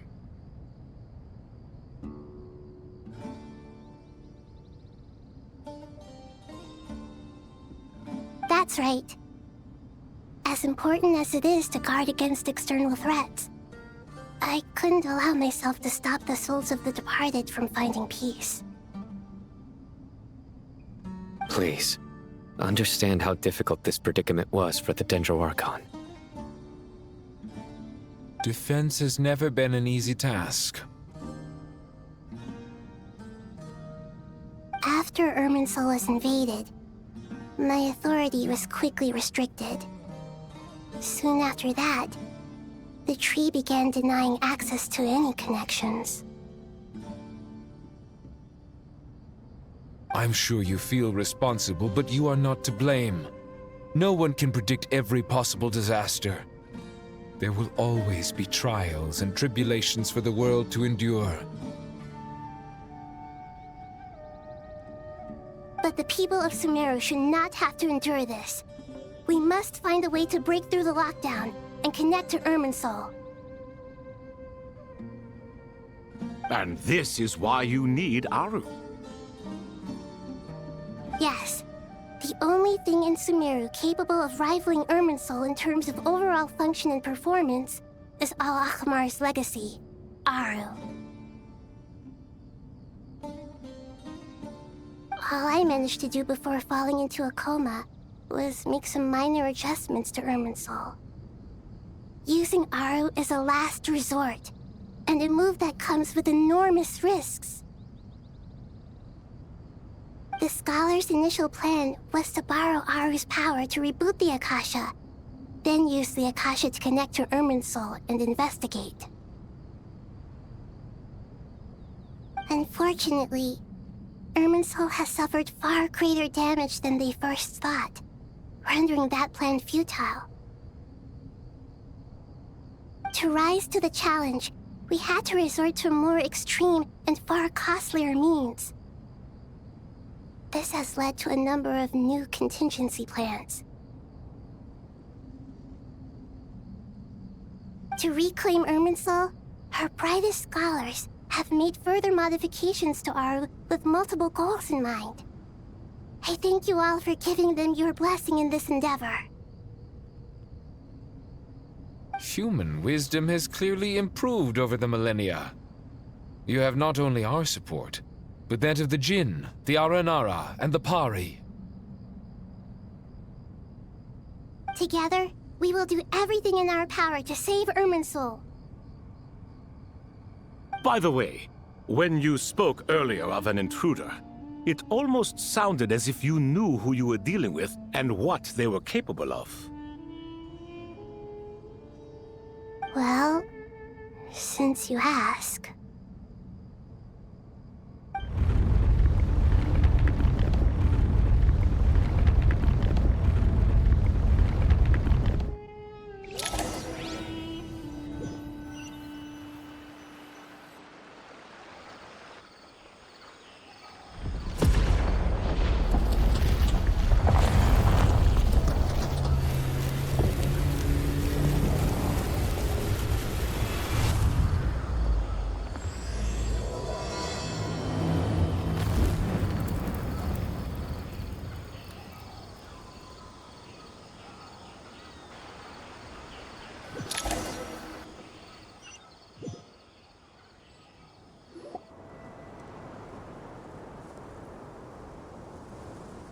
Master Tainari! What is that?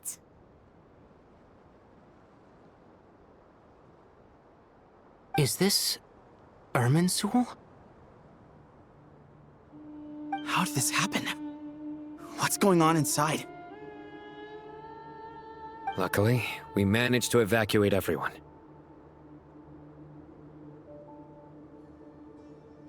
What in the world was that?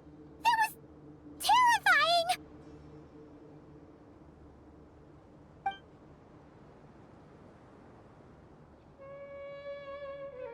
Oh my.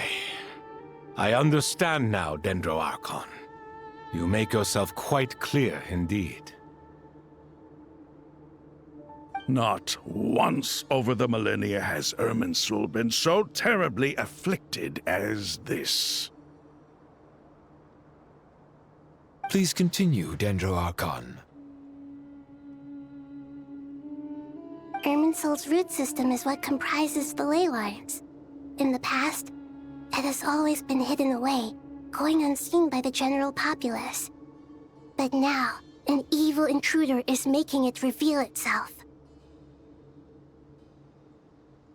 It has become a tree of unbridled greed. A clear sign that a deranged experiment has advanced to a new stage.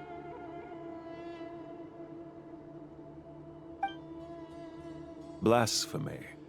From where I stand, an experiment in the name of blasphemy sounds rather improper. But, if we are to honor Dottores' will, this is what we must do.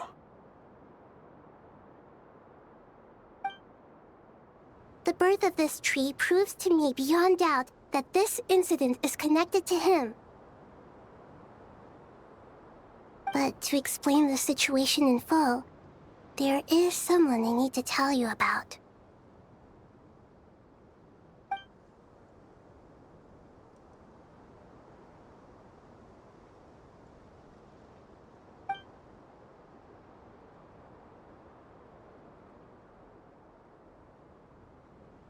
Zandik.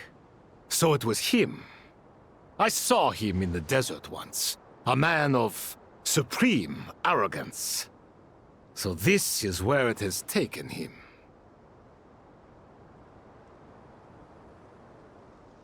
But didn't Dottore die and not cry? How is he still able to do all this?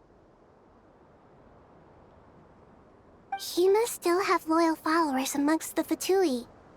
Even so, I'm still unclear as to how he has been able to wield such a profound influence over Irminsul.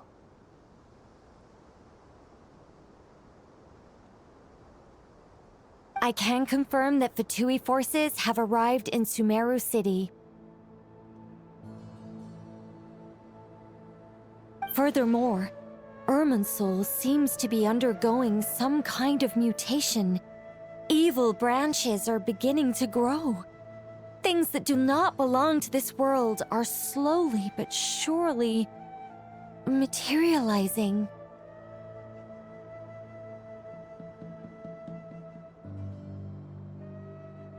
Sorry, I couldn't think of any other word to describe it. They don't seem to be fully formed physical entities yet, after all, but they are gradually becoming real.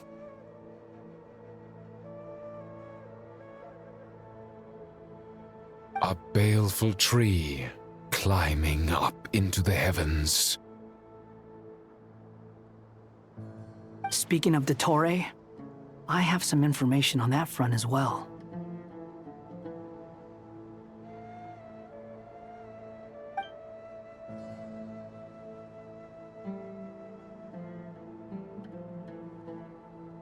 I didn't think it was wise to state this out in the open. But my theory is, the mole wasn't cut off after he was caught. They wrote him off from the beginning.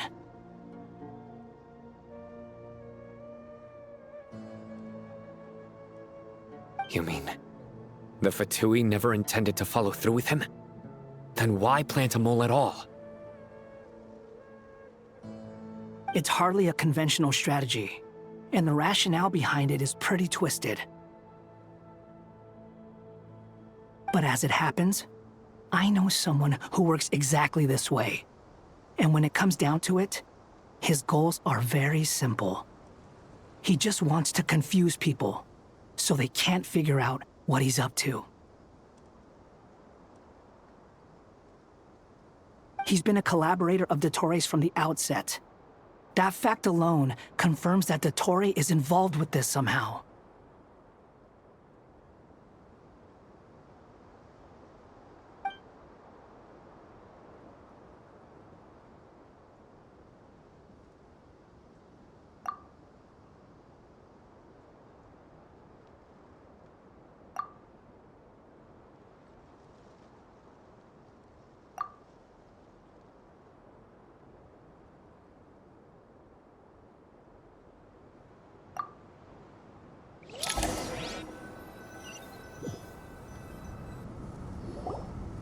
There is still much to be done. Everyone, please remember our core strategy.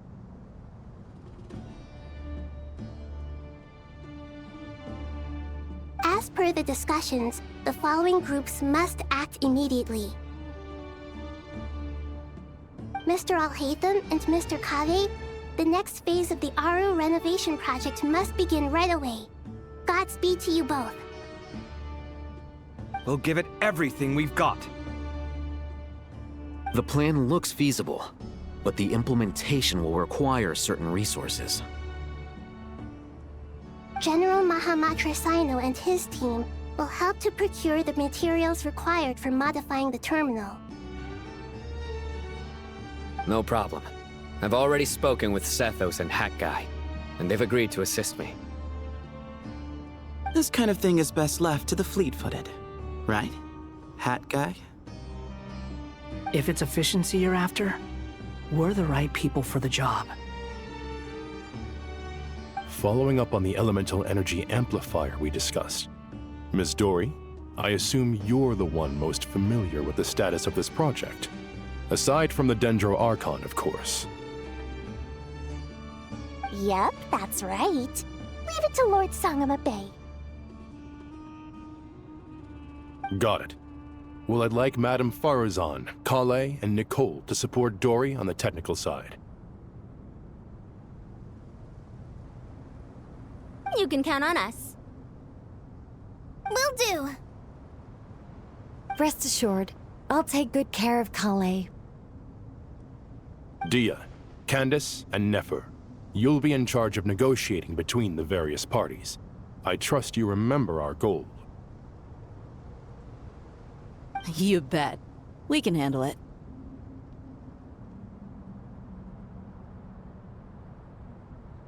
Good. I believe that covers everything.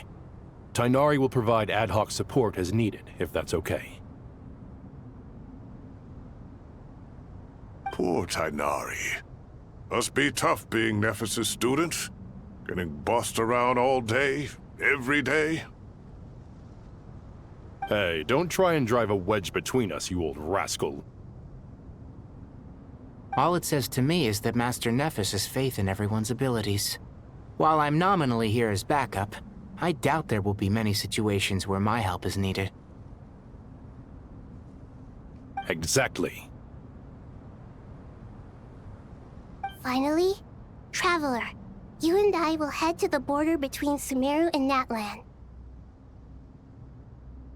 Once that task is complete, I'll be asking some of you to accompany me to the Eternal Oasis.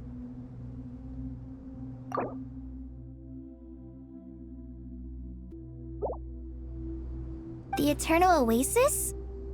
I thought that was just a legend. So it does exist after all. Regarding your trip to Natlan, under normal circumstances, a meeting between our two nations would be a far more formal affair. Unfortunately, Sumeru is all but completely cut off from the outside world at present. So regretfully, we won't be able to give the Pyro Archon Mawika the grand reception that she deserves. My apologies for the inconvenience. No point putting too much pressure on yourselves. That goes for everyone. Right. Especially you, Dendro Archon. I'm sure you're still feeling quite weak. Don't worry about me. The Dendro Dragon's life force will sustain me. Plus, we'll be there every step of the way. Nahida will be just fine. Yes, I believe in myself, and I believe in every one of you. Well, time to get going.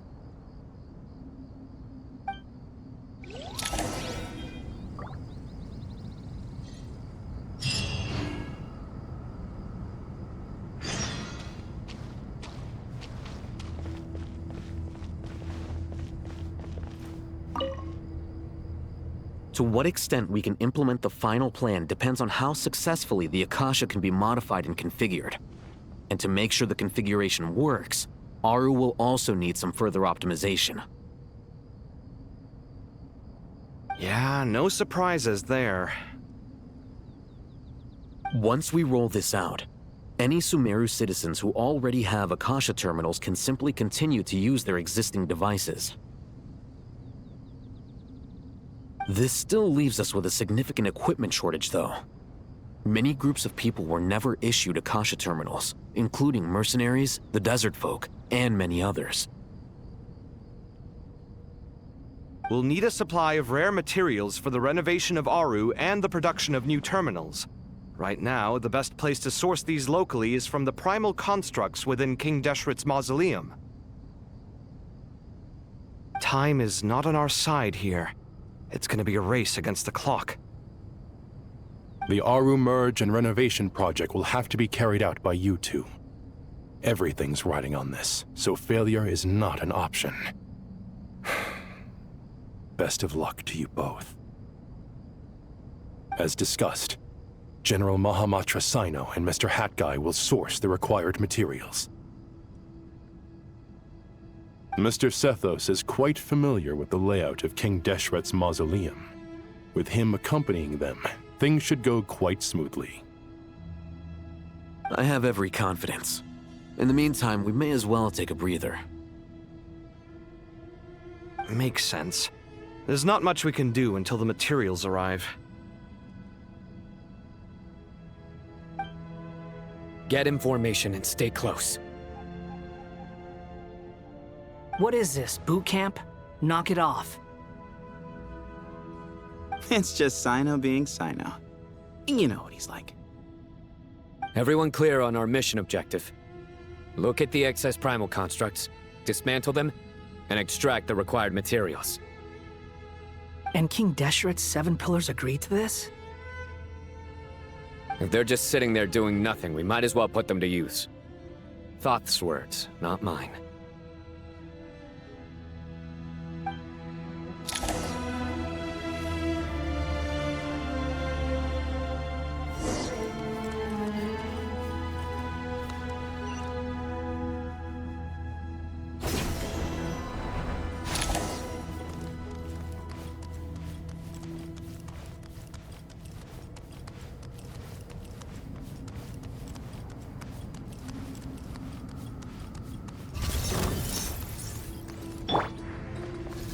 Give me some space. Futa! Through me, justice is served! Your penance is due! You stand condemned! Excuse me, a sage's wisdom!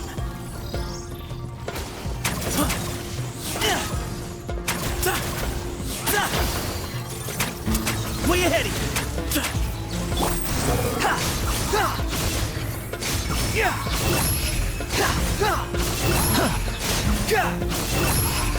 Bow your head!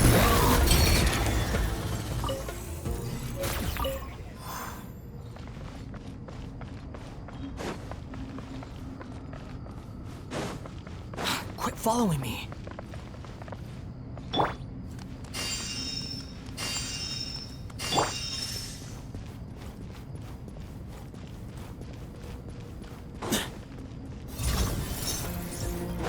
Give me some space. Surrender!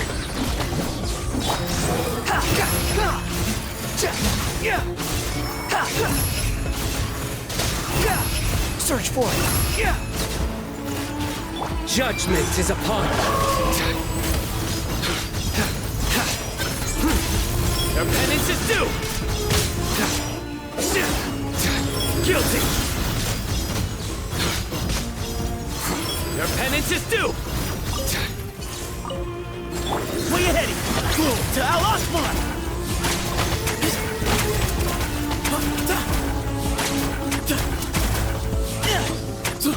Excuse me? Search for it.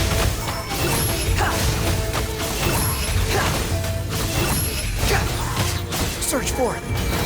Cry louder. Give me some space. Nowhere to run. The wind rises. These devices should still be usable even though they're broken down. Let's take them back for the others to review.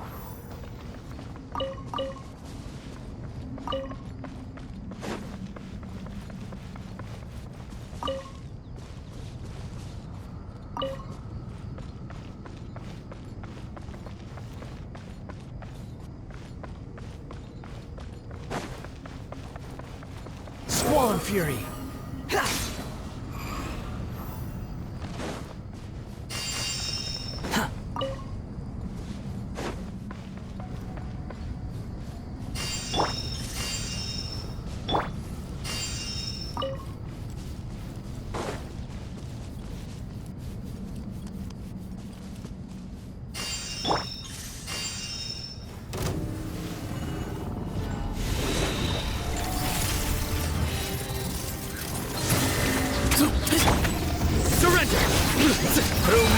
justice is served! You stand condemned!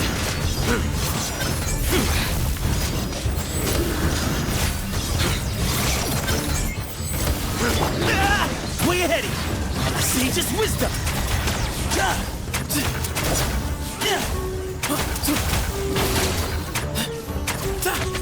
Excuse me? The wind rises.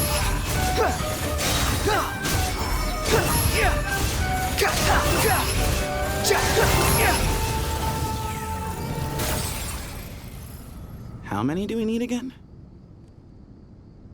Enough to make an Akasha terminal for everyone who doesn't own one.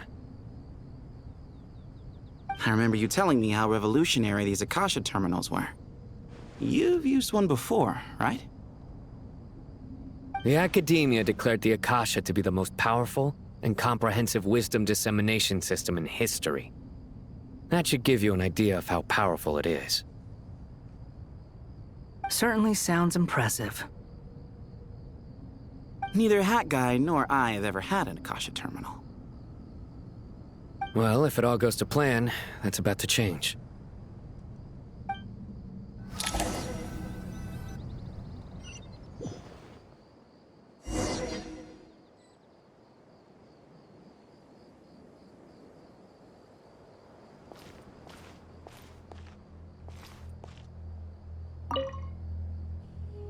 Oh, goody! Thank you so much for handling the delivery. What a long way it was.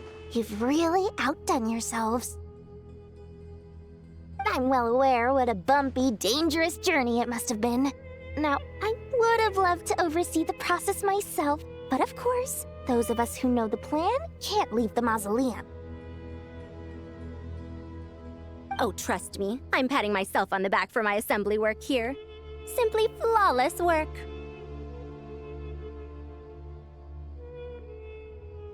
But will you really be needing all of this?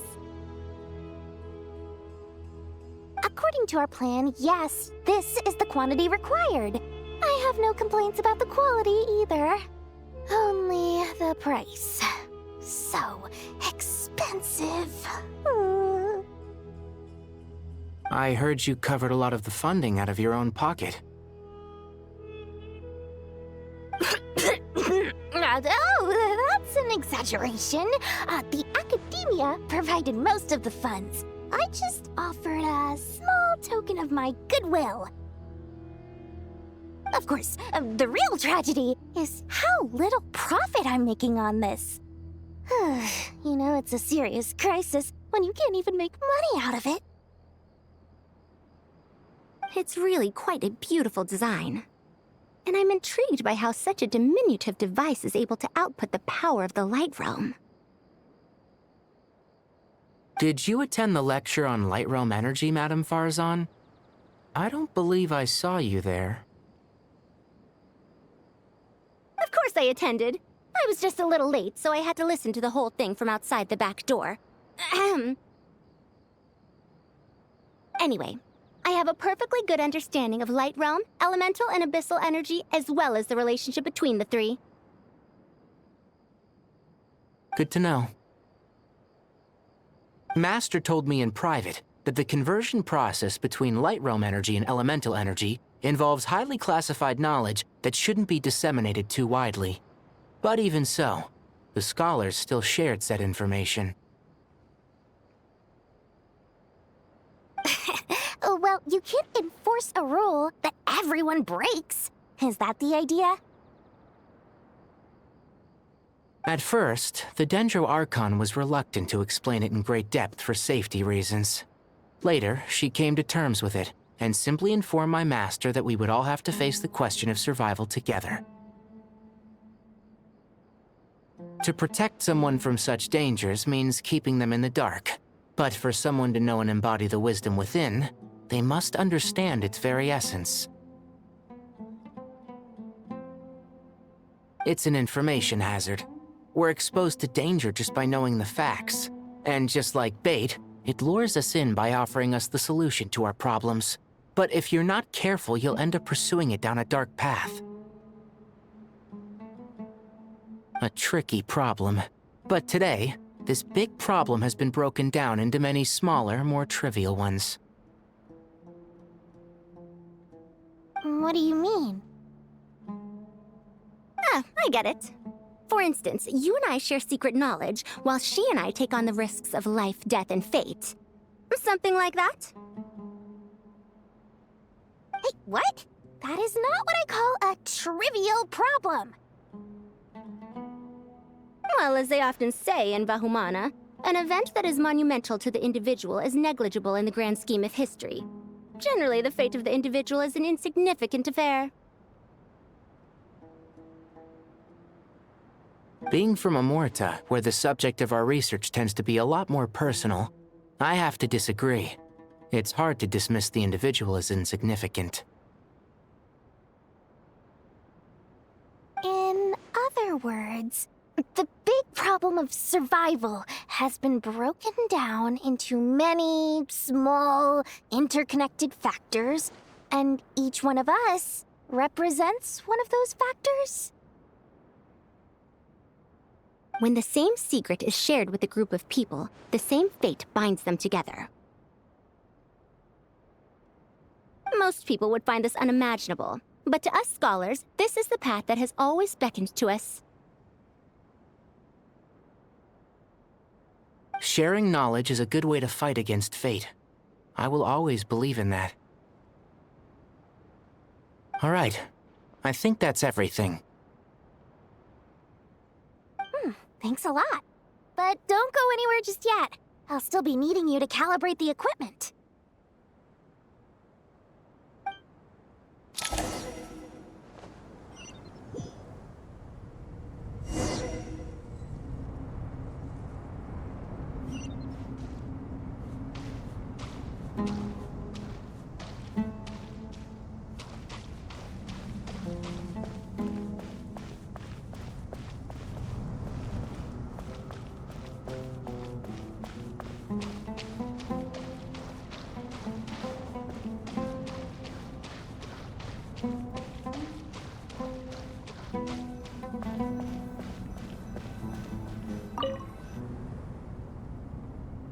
Okay, the materials are ready.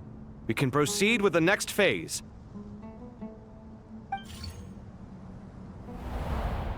Al-Haytham, how are you getting along?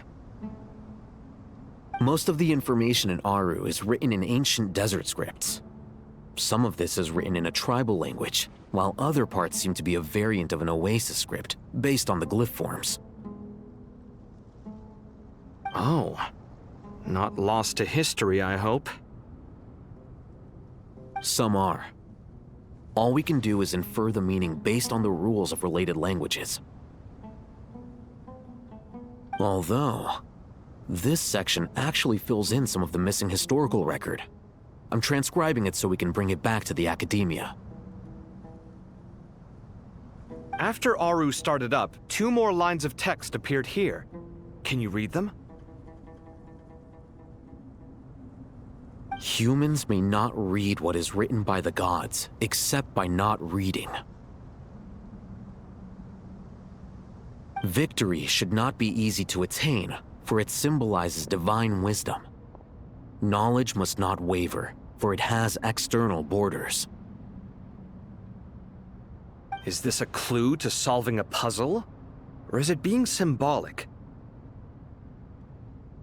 You can't read it unless you don't read it. Victory is wisdom. Knowledge is confined by borders. Wait, I think I've got it. It's a metaphor, isn't it? It's talking about... a chessboard.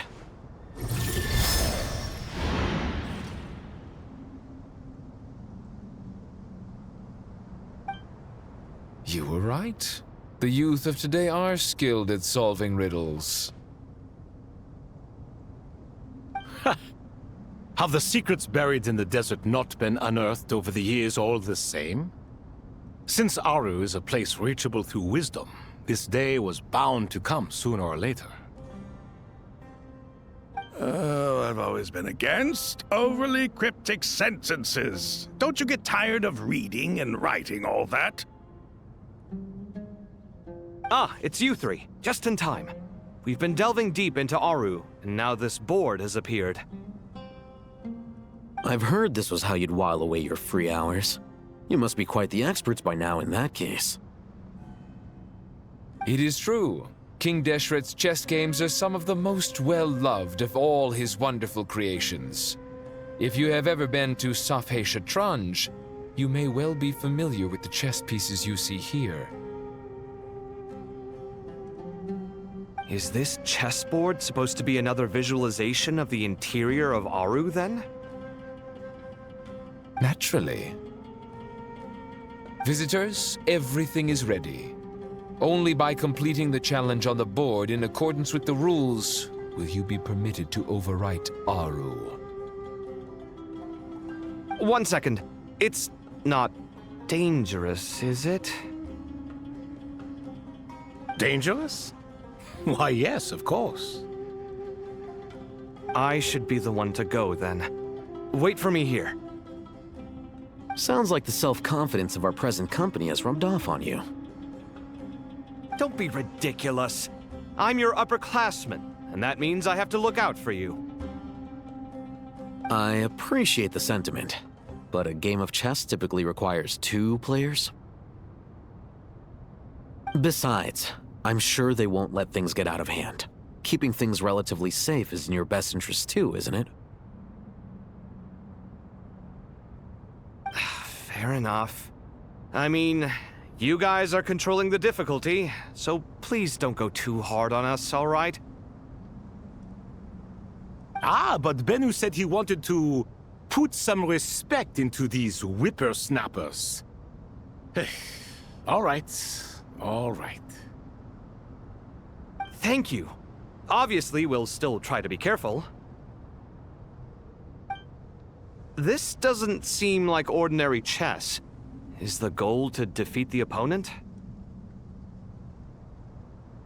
No, you must enter the board and pass the trials we have placed there. Ready? Let's do it.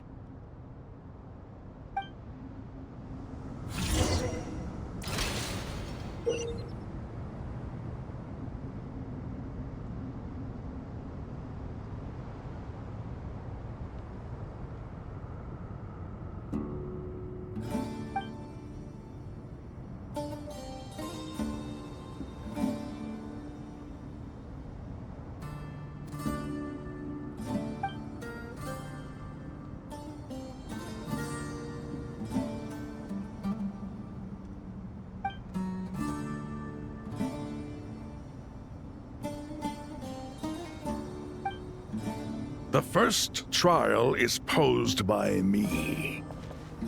I don't think this is gonna stop us. Ah, but the key to this game lies in working together. Otherwise, you will be deemed to have broken the rules. Looks like it's up to me. Marak, can you open it? King Deshret's favorite primal construct. Living on in suitcase form, of all things. Amusing. Ho ho! Excellent work.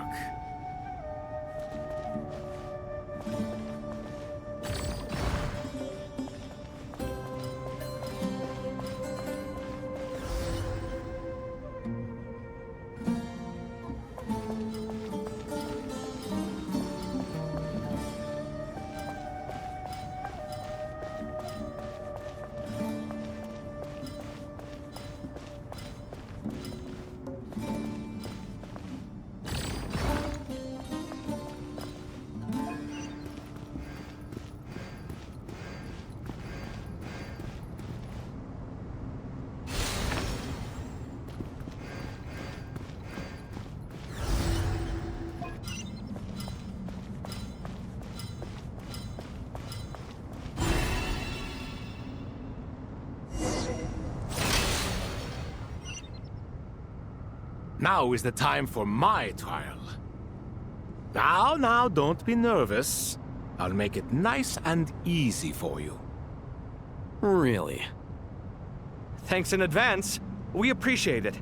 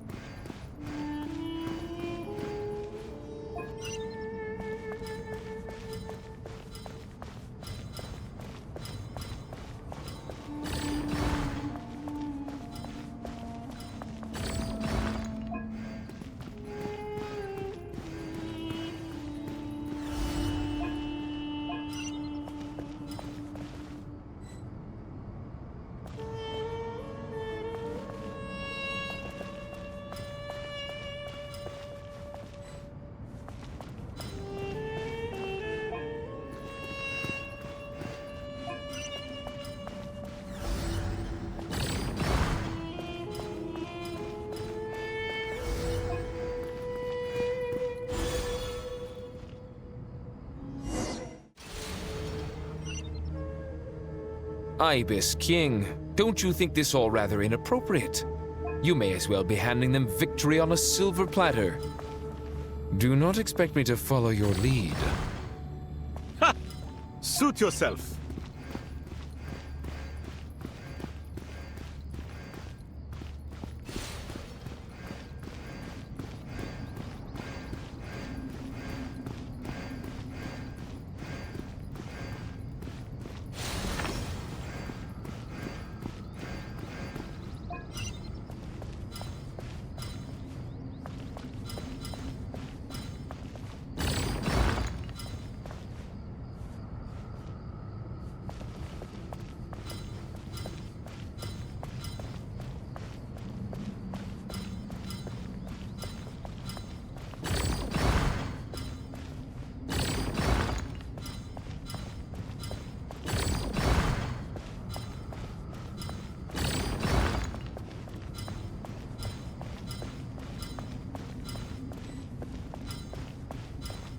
Strange time to catch up on sleep. I'm not sleeping, I'm thinking! It's not that simple, you know.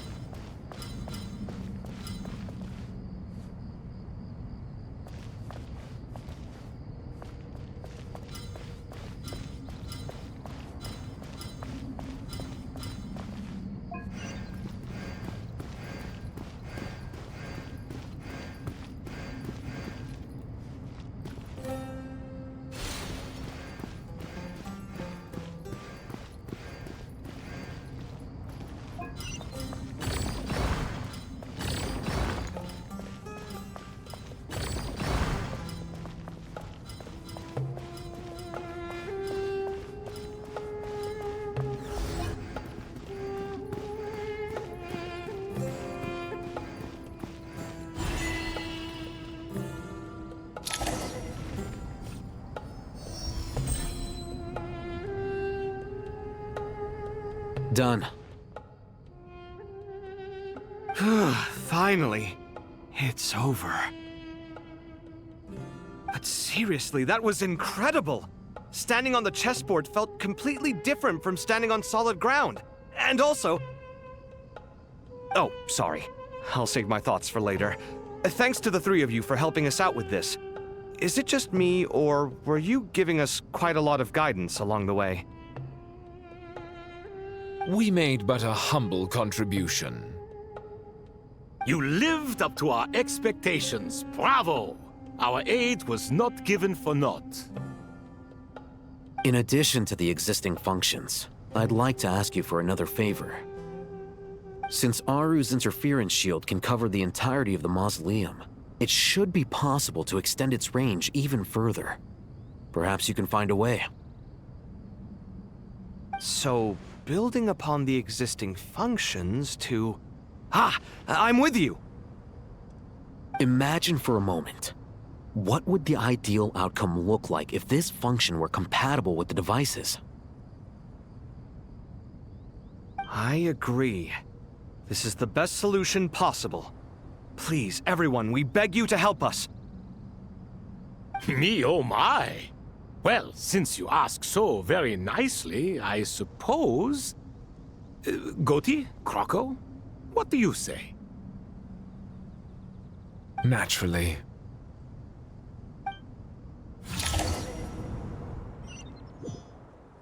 Time to go! Let's go find Nahida!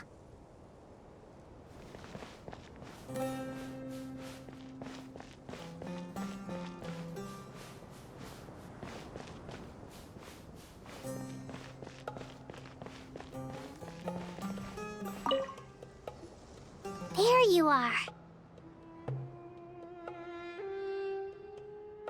Miss Nicole truly is an angel. She shows great wisdom in guiding others, and she has already sent word to Natlan on our behalf. She said that while the other members of the Hexen Circle are busy with important work, she is quite free, and she's more than willing to accompany the people of Sumeru for the entire journey. Oh, there's Nicole, all right.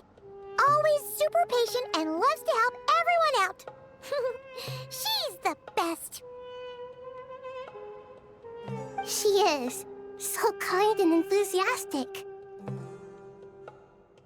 Well, time for us to get going. Let's head out.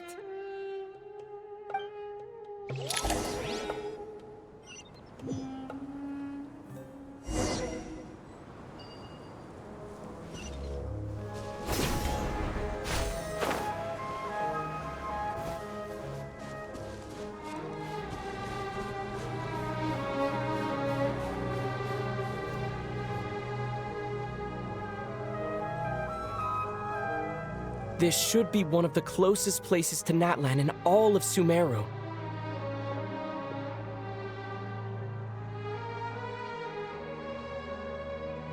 There's the barrier Nicole and Nefer mentioned.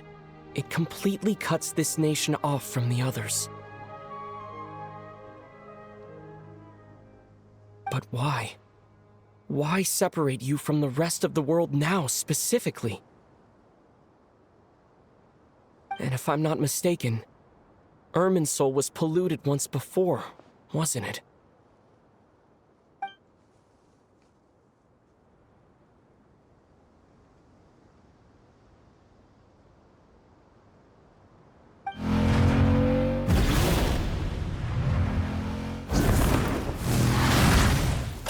Good question. I'm wondering the same thing myself. That voice. Mawika! You got here pretty quickly. Hello, traveler. It's been a while.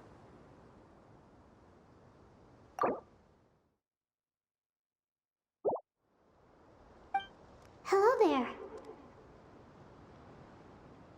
Hello, Dendro Archon.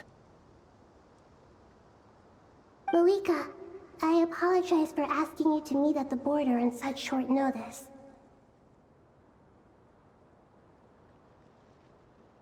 I also apologize for not being able to greet you in person.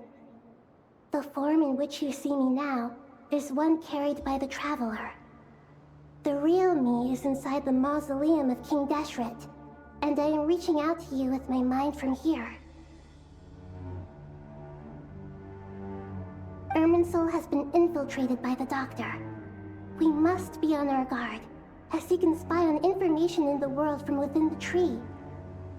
Fortunately, there is no record of the Traveler in Irminsul, and you are still within Natlan's borders.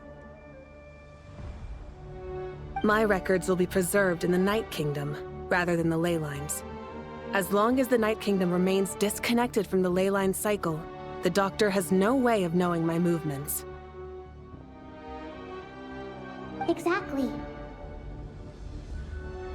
So by meeting each other in this way, the meeting essentially never happened. No wonder Paimon didn't come. You were concerned that her activity would be recorded by Irminsul. The Natlanese have heard about the situation in Sumeru. With the borders sealed off, merchants have been forced to stop their shipments. It's pretty serious, and you're the ones bearing the brunt of it. I'd like to address the question you raised at the beginning. I can offer a brief explanation, although it will sound rather cruel.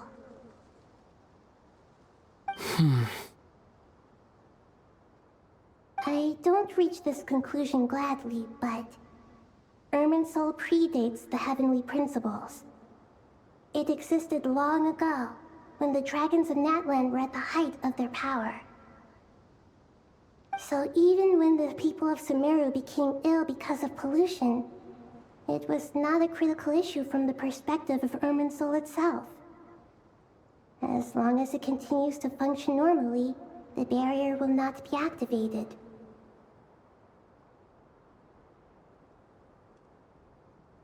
But this time, the Doctor's invasion has directly affected the tree. That is what caused the barrier to deploy. The heavenly principles established a rule that when Irminsul is plunged into grave danger, a portion of power will be reserved to isolate Sumeru.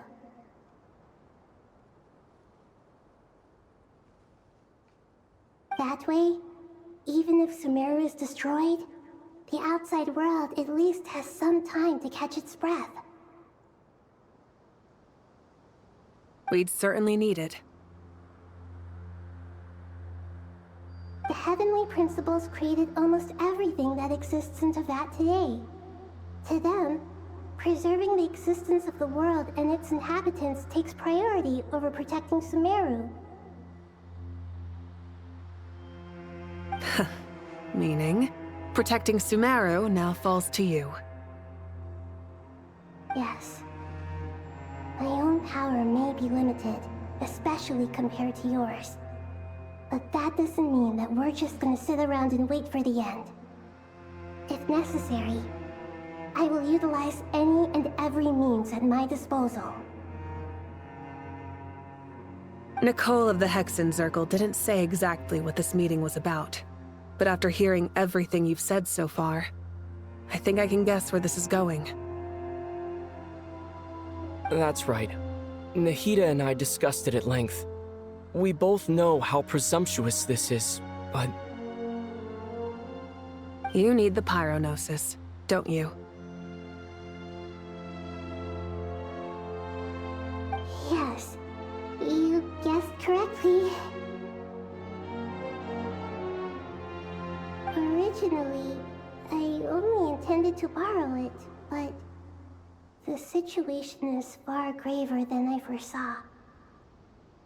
So instead, what I ask of you is to please give the Pyronosis to Sumeru.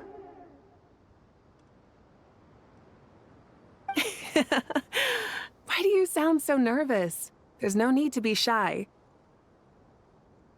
Surely a gnosis is pretty important to a god.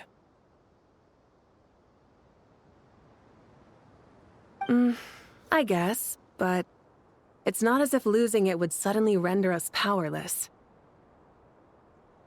But I'm sure you don't need me to tell you that. With all the nations you've traveled to, and all the gods you've met, you must have realized that by now.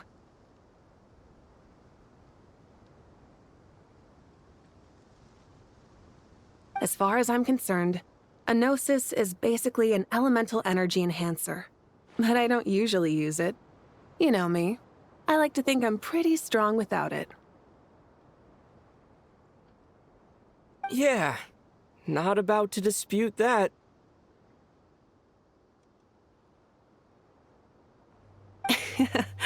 So you see? You don't need to sweat it. Here, take the Pyronosis. Huh? Just like that? Uh-huh, just like that. To tell the truth, I've always toyed with the idea of giving it to someone who needs it more than I do.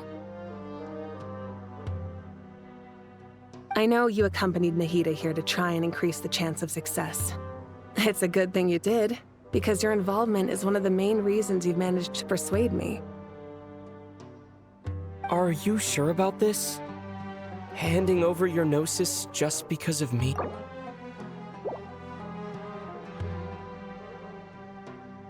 I won't try to quantify it, but trust me, handing over the gnosis to Tumaini is far from the craziest idea I could think of.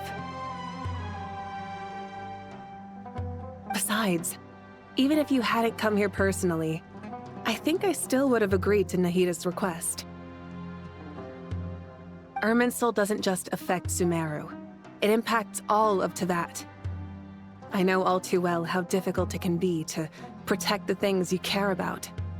So logically, morally, or however you want to cut it, helping you is the right thing to do.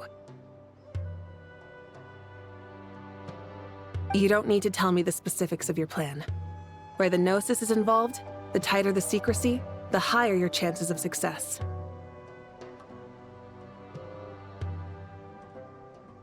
Malika.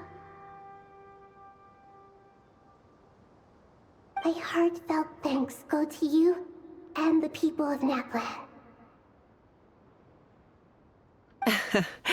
Don't mention it. But now for the hard part. How do I actually give it to you? The Irminsul barrier is right in the way.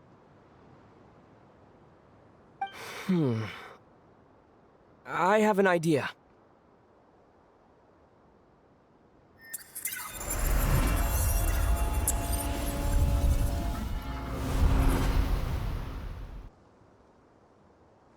test is ay pahat.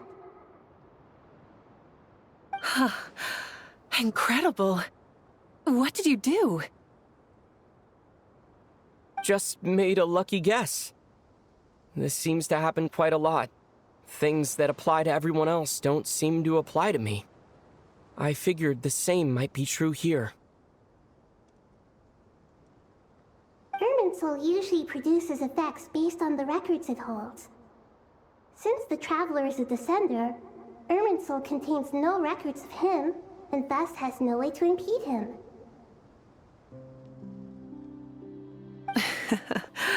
Is that right?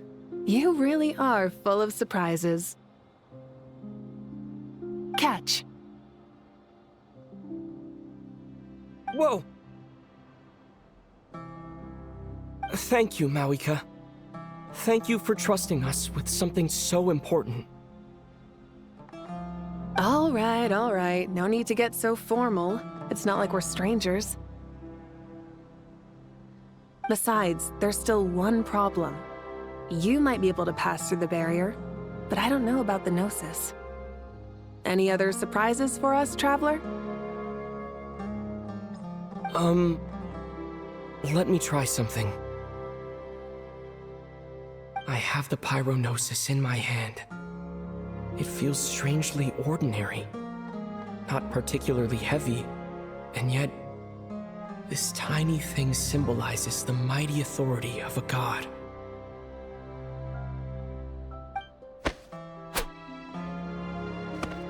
I need to think hard about my memories of Pyro. My memories of journeying through Natlan. All those important experiences I've had.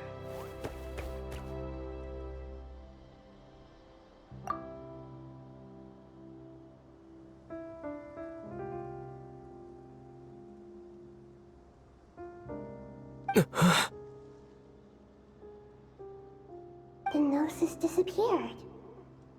Traveler, are you alright? I'm fine. The Pyronosis disappeared into my body. Just like phlogiston. Maybe it resonates with you because you've mastered the power of phlogiston. You might not be recorded in the ley lines, but you're still our Tumini.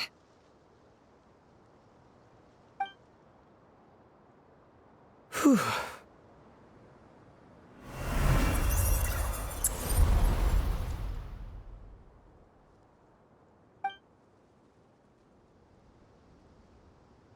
Please allow me to express my gratitude once again, Mawika. Pleasure. Well, I've given you all the help I can. The rest is up to you. Good luck. We won't let you down. Yeah. We aren't about to lose.